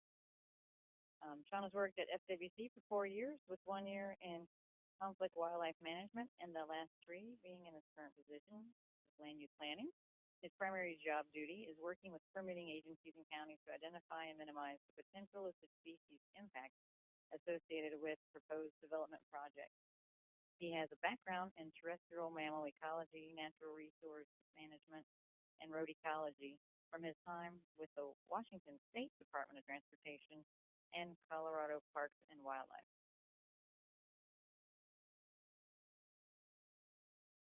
Hello. Hi. So, as Christy said, I'm going to be talking about wildlife crossings and passive structures. So to begin, just what exactly are they? They're structures that were, in most cases, originally designed to pass water both beneath road infrastructure, but have been used by wildlife to move across roadways instead of crossing at grade and risking vehicle collision. In recent years, and really the last 30 to 50 years, is really when it's become popular to take into account wildlife needs when designing roadways and in implementing wildlife passive structures specifically for them. And there's 3 primary types: the bridge overpass, a bridge underpass, and culvert. And I included 3 pictures there to kind of show each of the 3 types and how they're being used across the world. This is pretty much a universal management tool that biologists in every nation use. So you can see in Africa there was a wildlife sanctuary where they decided to start passing their elephants underneath the road instead of across them, and large corrugated steel culverts that are in use across the United States, mostly targeting deer and other large mammals. And then the red crabs on Christmas Island, which is a small island in the Indian Ocean where they lost thousands of crabs every year due to road collisions or vehicle collisions during their annual migration. So somebody had the brilliant idea to just build them their own little bridge, and it worked wonders. And most of these structures do focus on large mammals, large species, just because those are the ones that pose the most risk to people when they collide with vehicles and cause the most damage. But what is true for all of these structures, regardless of size, regardless of format, is they do need fencing to implement that funnel effect that you guys heard about earlier, where most species, even if they have ready access to these structures, will not preferentially use them. They'll just take the quickest route across to do crossing at grade. Happen. In Florida, we have a wide variety of structures in all sizes, from the smallest culverts that we use to pass amphibians and snakes to the large cross-sectional bridge underpasses along I-75 in the south. And the first time that we being FWC and FDOT, specifically implemented wildlife passive structures was in 1972 during the reformatting of Alligator Alley into I-75. And as of today, there's approximately 100, give or take, specifically designated wildlife crossing structures across the state, mostly focused around Ocala National Forest and Southwest Florida, where we have our bears and panthers. And as in our current review format, all new road construction, all road expansion takes into account the potential need for wildlife crossings, and there's a lot of discussion that goes on throughout the process between FDOT, FWC, and with Fish and Wildlife. And one of the tools that FDOT has created is their wildlife crossing guidelines, which have been very useful in kind of codifying that relationship between our agency, your agency, and the service, and kind of defining all of our responsibilities and at what phases in the process we get involved. And that's usually during the EPDM and PD&E processes. And you will mostly be dealing with Brian Burnett, who I think you've heard earlier, or Terry Gilbert, depending where in the state you're dealing with. Personally, I've only been involved in one project that went through the wildlife crossing process, and that was the SR50 expansion down near Brooksville. And that was a really interesting experience for me, seeing how, in that case, the service was involved. There was the Forest Forestry Service and FWC brought in. We were allowed to give our opinions on where we thought structures would be useful, why they were necessary in those areas, and FDOT was very open to sharing our input. Very encouraging to be part of. So there's two primary purposes of wildlife crossings, the first of which is to reduce wildlife vehicle collisions. These numbers are accurate as of, I believe, 2017. So there's about 2.6 million wildlife vehicle collisions per year in the U.S., resulting in 59,000 human injuries, 440 human deaths, and about $22 billion in property damage. And to give that some context, that's about the price of 2 brand new aircraft carriers every single year. And these numbers are probably actually underreported. These are only the events that were reported to insurance companies. So specifically, the number of wildlife vehicle collisions and the amount of property damage is probably significantly higher. In Florida, as you guys heard earlier during the bear presentation, one of our main concerns is bear mortality due to wildlife vehicle collisions, where they result in about 80 to 90% of bear deaths in Florida. And since we started tracking the numbers in 1981, the number of wildlife vehicle collisions for bears has increased every single year, and in the last 10 years, it's increased by half. And even if you aren't necessarily concerned about overall bear population numbers, that folded text at the bottom is a big reason why this should be a concern. The largest bear we've had before was 740 pounds, so you can imagine a vehicle hitting that at 80 miles an hour is going to be pretty disastrous for everybody involved. And the other main species where wildlife vehicle collisions are a major concern are Florida panthers. So we again started tracking these numbers in about 1981. In the first 20 years or so, there was about 1.5 road mortalities per year. In the last 20 years, we see about an average of 15 per year. With 2016, we topped over 30 in a year for the first time. And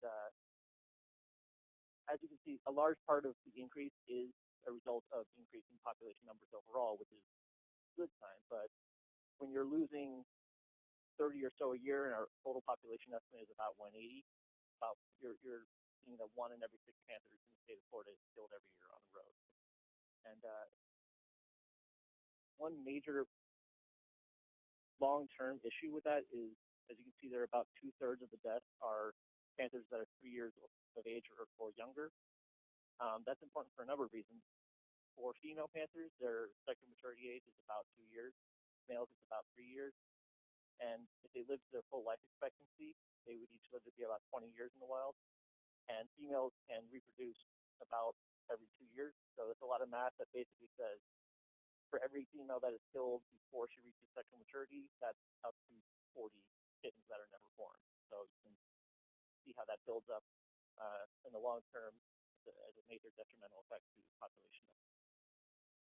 So when we noticed the numbers going up, we suggested a number of tools that could be used to limit road mortalities, which were pretty much universally implemented, including lower speed limits, reflectors, public information campaigns, and those all had an effect in lowering the number of wildlife vehicle collisions. But the only way to completely eliminate the risk of road mortalities is through wildlife crossings and appropriate fencing. And the other major positive effect of wildlife crossings is on habitat connectivity and genetic diversity. So you can see some of the standard ranges for Florida's larger species there. As Florida continues to develop and we continue to build more roads to service our ever-increasing human population, those ranges are harder and harder to come by in solid block areas. So what we have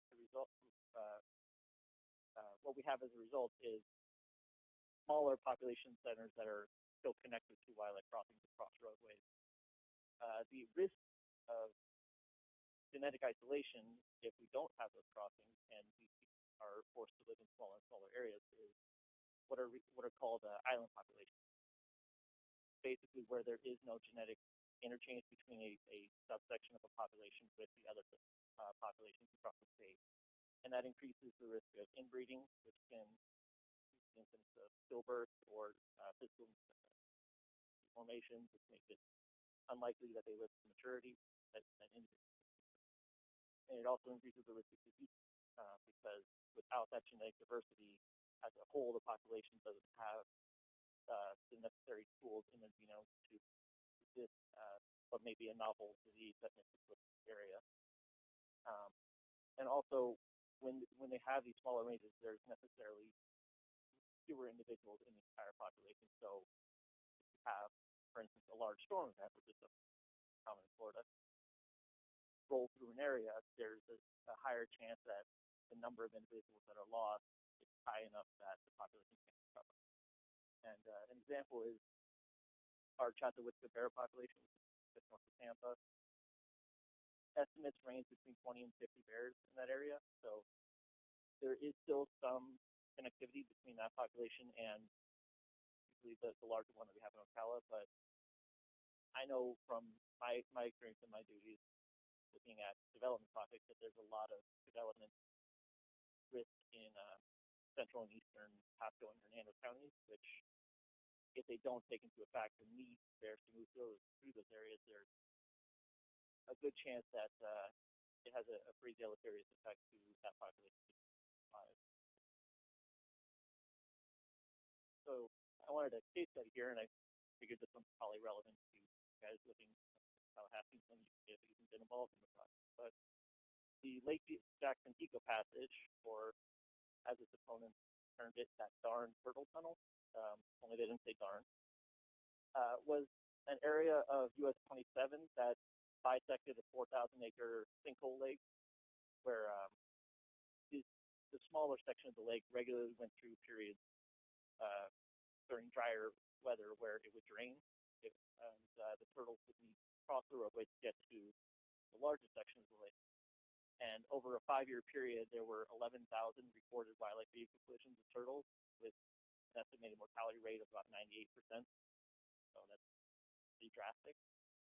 And so what happened was FDOT, Capital Regional Transportation, Leon County, and several interested non-governmental organizations kind of banded together and managed to get about $3.5 million from federal stimulus money and built.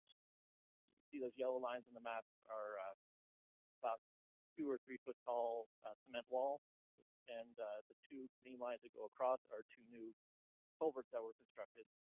And since those were finalized in 2010, construction completed, there hasn't been a single wildlife vehicle collision on that section of road, which is again showing that wildlife crossings are the only way to fully eliminate the risk of road mortality. So there are design elements for wildlife passage structures that can be used to target specific for smaller animals. They particularly like entrance coverage, whether that's screening vegetation or artificial ways to obscure long distance viewpoints.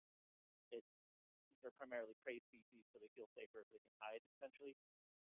And in one Montana study that was pretty important in this topic, they saw that successful passage rate of species going from one side of the structure to the other increased by about half once they implemented some specification there. The other specific element that can be used for smaller species is shelving, especially important for wet crossings, because in wet crossings you'll see turtles, amphibians, and raccoons here, but those are the only ones that will regularly make use of wet crossings. But once you put shelving in, you'll see basically any small species. They just want dry crossing. So that same Montana study, they saw that the number of species increased by 14 once they actually added shelving. For larger animals, kind of conversely to smaller animals, they want large cross-sectional areas with easy visibility throughout. Um, they are more sensitive to human co-use of structures than smaller species. Smaller species tend to adapt pretty well to our presence. Larger species will find ways of kind of coping with our presence, whether that's through temporal divergence or physical divergence. So either they'll cross at night when we're not crossing, or I've personally seen in some of my projects where we have paired structures and one is made appealing to human pedestrian use by adding like cement sidewalks as the leg, and the other side is kept more natural with green vegetation and dirt paths. And that Washington study was one that I did. I had about 15,000 human pedestrian uses one side with the cement path, and on the other side I had over 90% of the wildlife crossing. They will take steps to avoid us if we offer them the opportunity. And so what I want you guys to take away from this is primarily that wildlife crossings and passive structures are a very important management tool, and the argument could be made that over a long-term viewpoint, it may be the most important management tool that we have available to us, especially in a place like Florida where development is continuing to pace, road construction is not going to stop, and nor necessarily should it. But if we continue to use these structures, we allow for those habitat linkages, we allow for those genetic linkages, decrease the risk for human drivers on roadways, and that's really the only way to secure the future growth of specifically larger species long term. And then the other element is that while these structures are usually targeted towards larger species, again, because they pose the most risk, all species will use them, and it's going to be, so these structures are more effective when we take into account the fact that smaller species will use them, and we can take steps to encourage that use. And since we have so many smaller protected species in the state of Florida, that structures, while not necessarily considered a primary method of serving these populations, can be very effective. So that's my concept.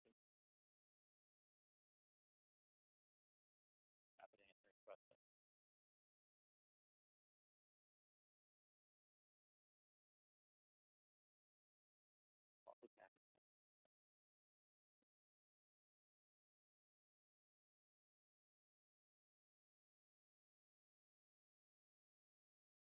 Really, nothing? You can drill him. You're allowed.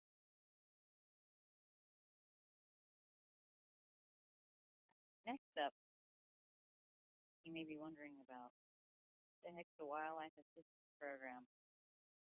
I know I was.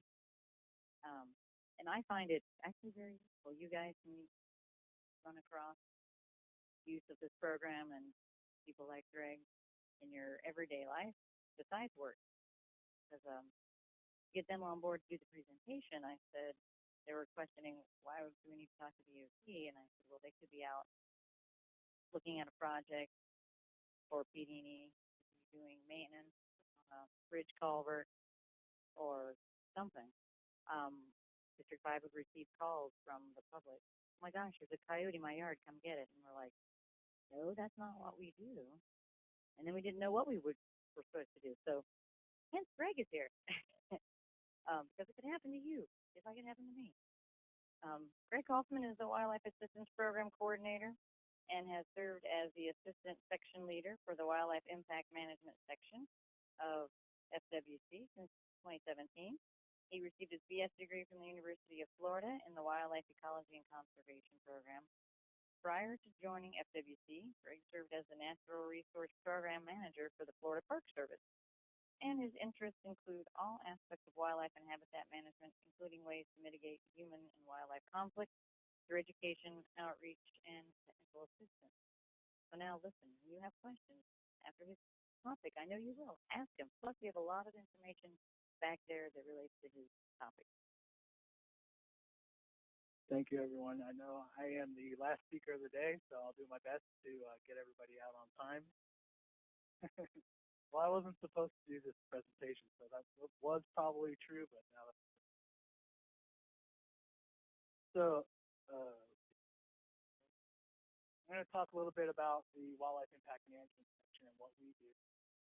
Basically, our mission is to minimize adverse impacts of fish and wildlife on Florida's environment, economy, human health, and safety. So we have two sister programs. One is the Wildlife Assistance Program, which I'll talk primarily about. And I'm also going to touch on the Non-Native Fish and Wildlife Program. So the Wildlife Assistance Program, essentially what we do, Dave touched on it earlier during the bear presentation, is we try to foster and encourage sustainable coexistence with native Florida. So a lot of what we deal with is human-wildlife conflict. We have 6 wildlife assistant biologists. We have 1 biologist in each of our 5 regions, and then we also recently added a biologist in Florida. So what we do is we receive lots and lots of phone calls. We get lots and lots of complaints. We get lots of questions on identification, but most of our assistance is primarily over the phone. We also do site visits. We go out and work with landowners to identify what the problems are. Chickens in my backyard are being eaten, to I have an animal getting into my attic, animal killed my pet, things of that nature. So we deal with everything from non-emergency to emergency. I kind of view our program as a service provider. We provide services to the public, but we also provide services to internally to FWC programs. So our staff answer the bear calls that Dave's shop handles. Our staff also get questions about panthers and a lot of the other species that there are agency subject matter experts in, but our biologists are kind of like the frontline questions. We also try to work proactively with, at a larger scale, with residents, homeowners associations, municipalities, non-governmental agencies, so that if the one-on-one contact with a homeowner is not working and we're starting to see a trend, then we can start engaging at a larger level across the region. This is something that's no secret. There's a lot of people in Florida. I just wanted to put this in there that we have a lot of people living here. We have a lot of people visiting. All of our staff are trained biologists, but mostly what they do is work with people. A lot of times we're working with people's behaviors, how they react to wildlife, what their misperceptions about wildlife are, what their value system is. Some people value wildlife in their yard. Some people don't want that gopher tortoise in their yard. So a lot of what we do is really focused on. And it's no secret that as more people move to Florida, we get more. We also hear a lot about what people think our role should be. So we've heard today a lot about those charismatic sea turtles. People don't understand that when they see on the news that someone went out and rescued an injured panther or trapped and relocated a bear, they don't understand why we won't come out and trap and remove that raccoon that's in their attic. So a lot of this public perception of what our agency does comes from what they see.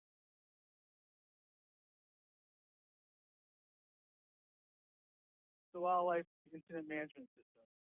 We track all of the incidents that we get calls about in a database. We have a Salesforce-based platform that basically we record who called, when they called, what the species was that was involved, what the conflict was. We also map it. And so we can start looking for different trends across the state, regionally, whether it's based on species or location. Give you an idea of what type of volume we're looking at. Starting about fiscal year 15-16, we started seeing increases in number of calls we receive. That continues on fiscal year 18-19, 12,500 calls.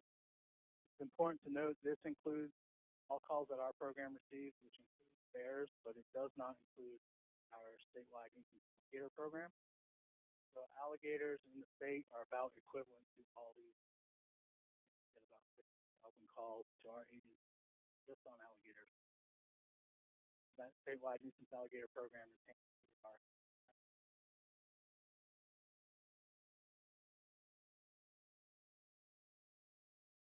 So what are people calling? It's just a graphic that shows all of the non-bear calls that we receive as a program. I didn't include bears on this because bears. Just to put it in perspective, I think we get about equal amount of bear calls each year that we. So at the top of the list is coyote. The unknown. A lot of times we get a call and the caller says something is killing my chickens. I don't know what it is. So we ask questions, and a lot of times we can't decipher what it's all like. So we work with landowners to put out game cameras. We might put out some type of current motion active water sprinklers or other deterrents. I'm going to go over a few of these, but just note that for the most part, these top 10 species, they may change 6 each year, but for the most part, the top 10.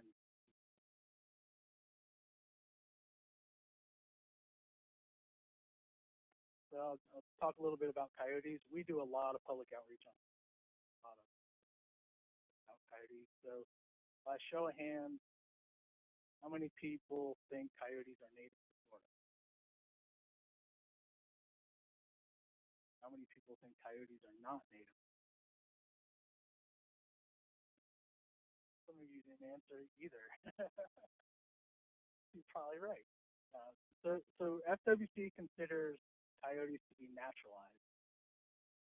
And so essentially, we promote coexistence with coyotes. We want people to understand the role that coyotes play in the ecosystem. Coyotes are relatively newcomer to Florida. We feel that they are serving the role of red wolves that were extirpated in the state. And so there is an ecological niche and role that coyotes play in. They're a relative newcomer. They started showing up in the Panhandle in the 1970s. They are extremely adaptable. They can live in rural areas, suburban, and very urban areas. There are coyotes that live in downtown Chicago. A lot of people get put outside their comfort zone when they see coyotes in their neighborhood. But I think it really comes down to understanding. A lot of what we do is trying to help people understand coyotes, and I'll probably be the only one today that says for some species of wildlife it's okay to harass wildlife. We have to call it hazing. So some common myths about coyotes. If I see a coyote out in the day, they all have rabies. We get that a lot. We will get coyotes that show up with distemper or parasites that are seen in coyote population. Packs, we tend not to refer to groups of coyotes as packs. We refer to dogs as packs. So like a pack of dogs may be a bunch of unrelated dogs packing up and causing chaos in the neighborhood. You see multiple coyotes at the same time, that's a family group. So alpha male and female, and they're try to let people know that these aren't like feral packs of coyotes, but rather a family group. We also hear about size. We hear people say, there's an 80-pound coyote running around the neighborhood.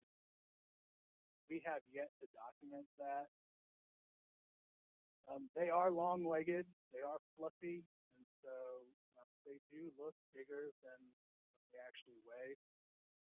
We backed this up with a study that we did at 149 coyote carcasses in Florida. The average weight is about 20. Surprisingly, when we tell people this, they don't believe it. We get lots of reports and photos. And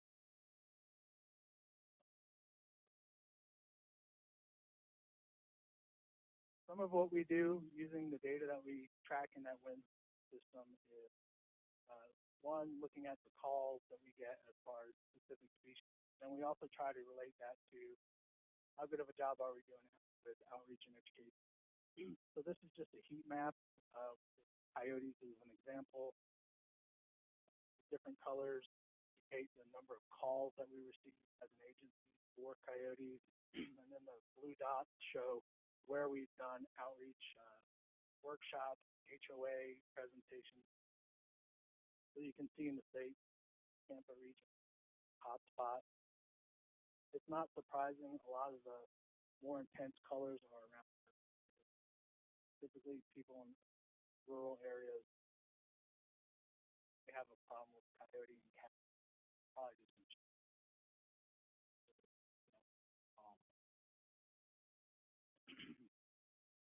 So on the contrary, another common species we get a lot of calls about are raccoons. Raccoons have a very high tolerance.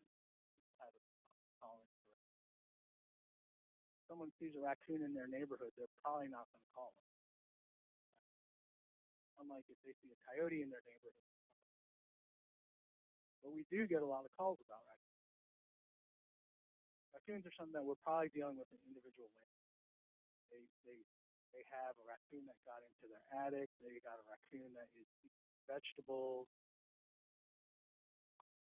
Lots of calls about raccoons as pets. Dog tangle with a raccoon, they're going to call us. Just like coyotes and raccoons, we're not going to come and pick up in my yard. But primarily, number one call is exception is have a raccoon. I thought during the day he has rabies. Probably BMO.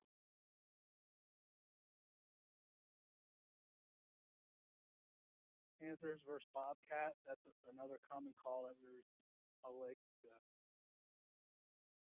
Panthers all over the state.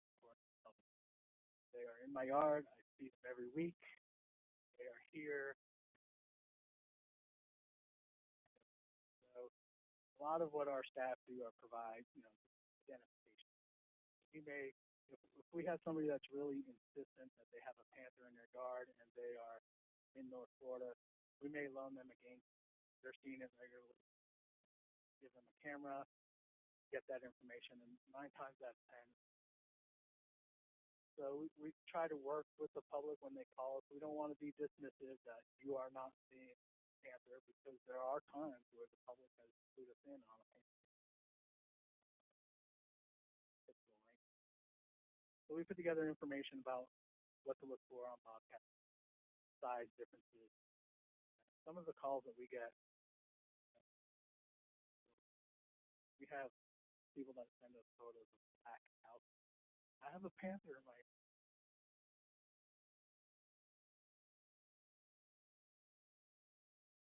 And as I mentioned, there are times where there are legitimate sightings that we find.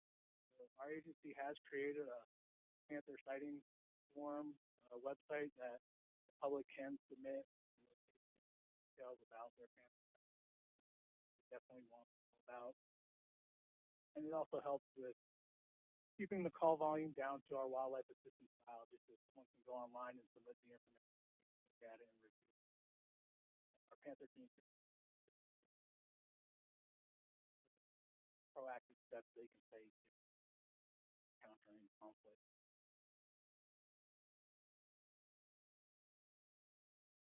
Native snake. That's another big one that's always in the top 10.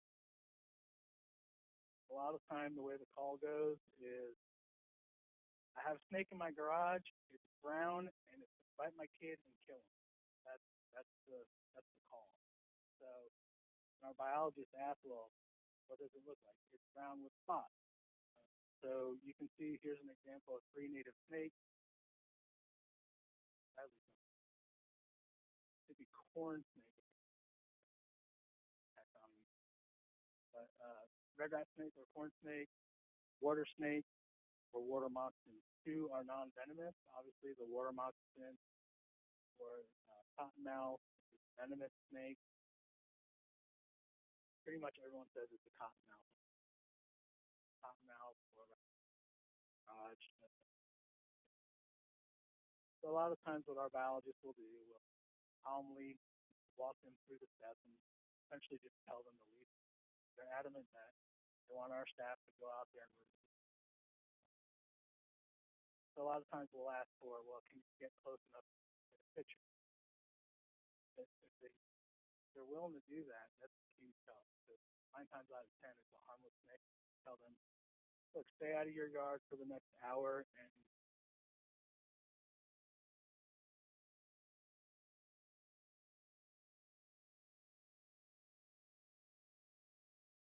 okay, so switching over from native wildlife to non-native wildlife. I'm probably the only one up here today that will tell you there's some wildlife in Florida that we do not want in Florida. So wild hogs, this is something that's common throughout Florida. Some of these species that are the non-native, nexus is FDOT. Probably you can consider wild hogs is probably one you all will probably have conflict with. Notorious for rooting up areas. They will root up freshly laid sod, root up any wildflower areas that are, as you guys are doing, restoration projects or transportation projects that wild hogs choose. They are found throughout Florida. They are prolific breeders. This is another species that we will not necessarily respond to. If someone calls us and says, I have wild hogs on my property, it's not something that they think about and opposed to some of the other species. Just some more details about their reproductive capacity. The solutions that we typically recommend, one is fencing, electric fencing, some other type of very good field fencing. Hogs can easily dig under. You have to really have good, robust fencing. You are allowed to shoot. Probably the most effective way to remove hogs is to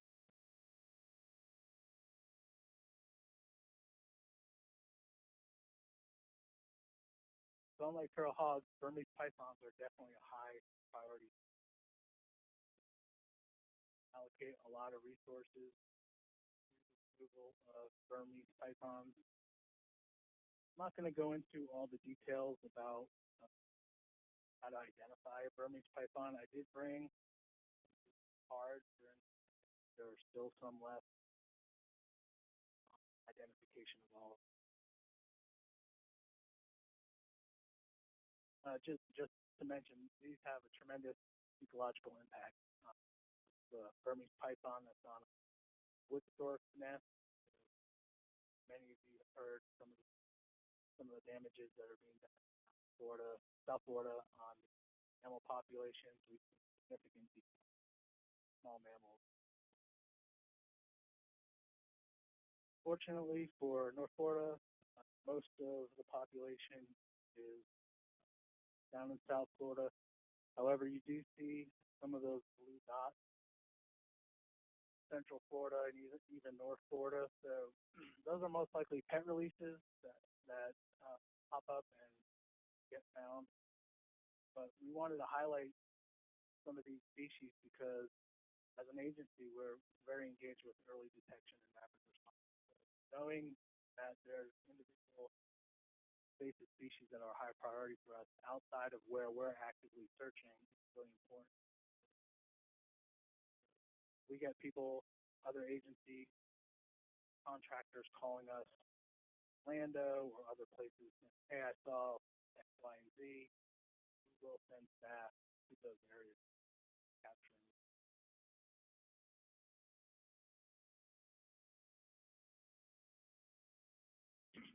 Going to some of our non-native lizards, Argentine black and white tegu. This is an animal that's non-native, introduced via the pet trade.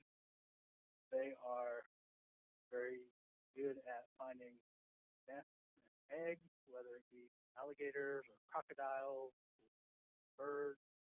They have a significant impact on some of our native wildlife. This is another high priority species. If someone calls us and verify or it sounds credible, they had a sighting, regardless of where it is in the state, we will try and send staff and respond. Again, most of the known populations and the breeding populations are South Florida. There is sort of an emerging issue in Charlotte County with this species where we're finding more and more black and white tegus in that area. Thought maybe there were just some police individuals, but it definitely seems Charlotte County. Boa constrictors, again, high priority, like all the non-native constrictors. Those are species high priority. There is a small breeding population, but this is probably a species that a lot of these random dots are common pet trade. People get them when they're very small, and then get too big. People get tired of them, and so Nile monitor, another very efficient predator, a little bit more voracious than tegu. Take small mammals, take eggs, pretty much opportunistic feeder. Again, you can see that primarily in South Florida. There is, if you look on the southeast Florida near Davie, you'll see dots all close together. Those are our operations. We work the canals down there. It's a canal where there's a healthy population. There are lizards, and so all those removals of the really close clustered dots are our staff that drive the canal monitors. Small pythons, smaller pythons, a little bit less of a threat, but they are popping up. This is probably the most common python that's in the pet trade in Florida, so we get reports and we go after small python throughout. So who do you contact if you have any issues? Northwest Regional Office phone number is probably a good place to start. That's where our wildlife assistant city to this area. That individual doesn't have what you're looking for, they can refer to the other subject matter expert. Even though Terry is our bat person, if you can't get a hold of Terry, call the regional wildlife assistant biologist. Call them WAC. They'll be able to answer the questions or get you.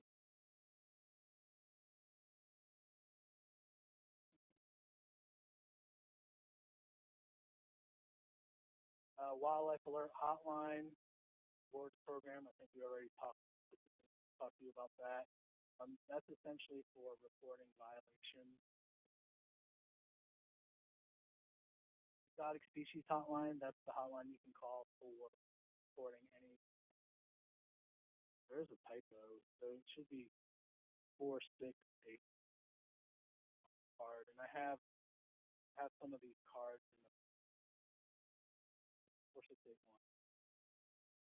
We also accept inquiries and questions and comments online. Ask FWC, so you can questions and those will get routed to the appropriate program. Then for any alligator issues, we have a program hotline. So my last slide is just a safety message. Important to mention, we phone calls or stories or photos of see it, shake our head. So if you are out in the field or you have staff out in the field and suspect there's something that's there that you think you are interested in, please be whatever it is. We have people approaching wildlife too closely, or we have people trying to catch an animal that aren't trained because they know it's a priority species. You don't need untrained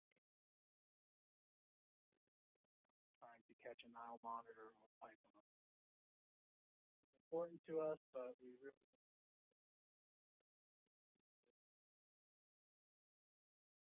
the big scheme of things, having somebody injured over trying to catch a unnamed animal.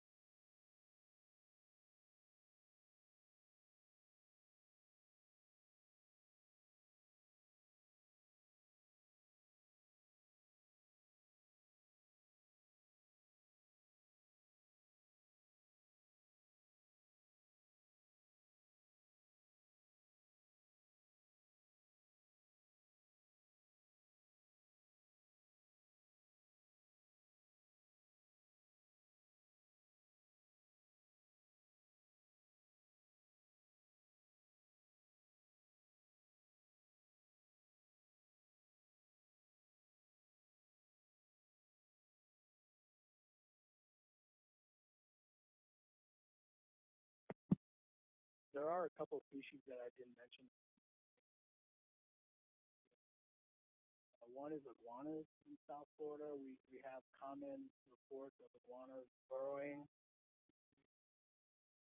levees, but also under roads and aspects. Iguanas, great issues for the station.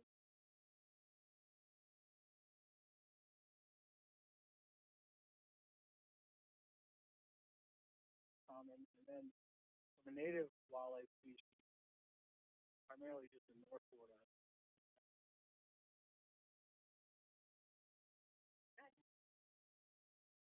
So there, we do have some flexibility. The primary way that people lethally remove beef with a conibear trap, which is a lethal trap. So we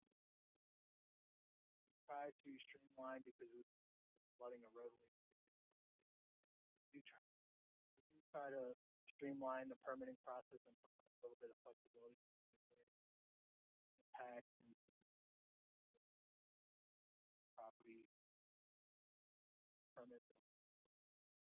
Ultimately, we like to encourage non-lethal methods to deal with wildlife conflicts. The pond leveling mechanisms for beavers is a great one. Kind of like here's the dam and everything. There are some tools and we have resources.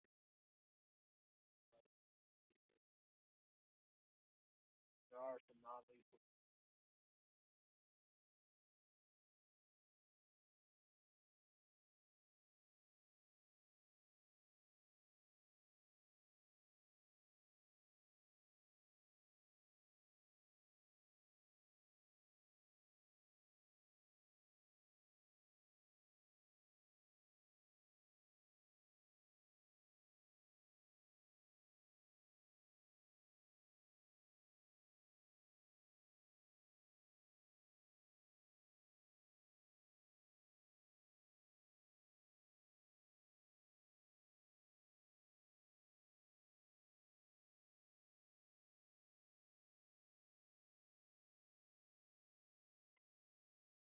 And yeah. So yeah, that brings us back around. As I was pointing out here with Greg, he's gone from dealing with different animals during our ETDM PD&E phase all the way through to maintenance issues that we could have. Thanks for that, Greg. Trying to tie it all together. Now, did we answer all your questions that you may have for FWC on any of your yellow dots? No questions? I know you guys aren't really questionable people. Yes. I wanted to ask about, I found a survey from FWC on imperiled and fish that aren't listed.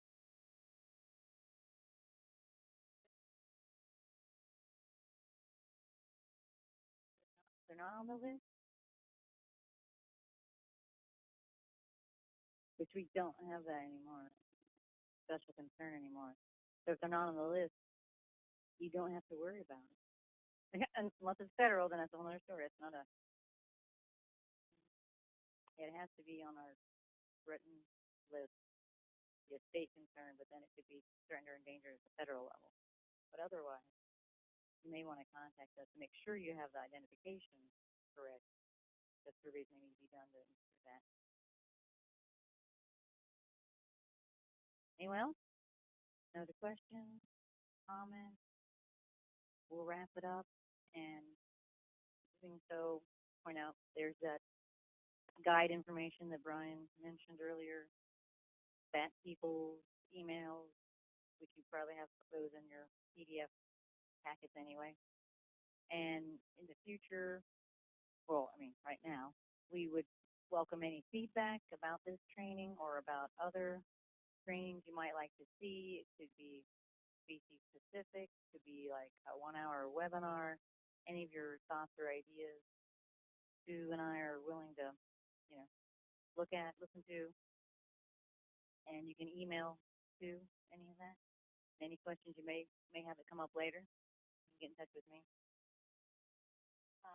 One other thing for everyone who attended, there was the PowerPoint, or at least the PDF was sent to everyone, so you should have access to that. I know this information may not be legible, but I can send this information out as well. And Christy, if you have any additional information that you want to share, she can send it to me, and it will be sent out through the Eventbrite site. But if you don't have any additional questions, give us the feedback. I do want to take this opportunity to thank. Working. There is one more thing. Yes, go ahead. Which I didn't need to say during the bat thing. We are working. Thank you, Joy. On a bat exclusion design template accepted and used by all of you. Working with FWC. That's one thing I can for now. All right. And with that, I want to take this opportunity to thank Christy and the rest of the FWC team. I know some of them have come and gone, but thank you for putting on this show statewide. This is their third one. We've had representatives across the state come, so you've had the opportunity to meet your local representatives. So hopefully you've taken that opportunity to get those folks, match some faces with names, and hopefully will be a good contact for you for any issues that may come up. Specifically for FDOT, of course, Christy, we have Brian, and we have Terry specifically, of course, Jason, who was here earlier, and Jennifer Goff as well. So we have, through the years, built a good relationship with FWC, that, and hopefully provide additional training as needed. So please let us know what you thought of today's session. Let us know what the needs are, and we can maybe set something up in the near future. Thanks, everyone, for coming today.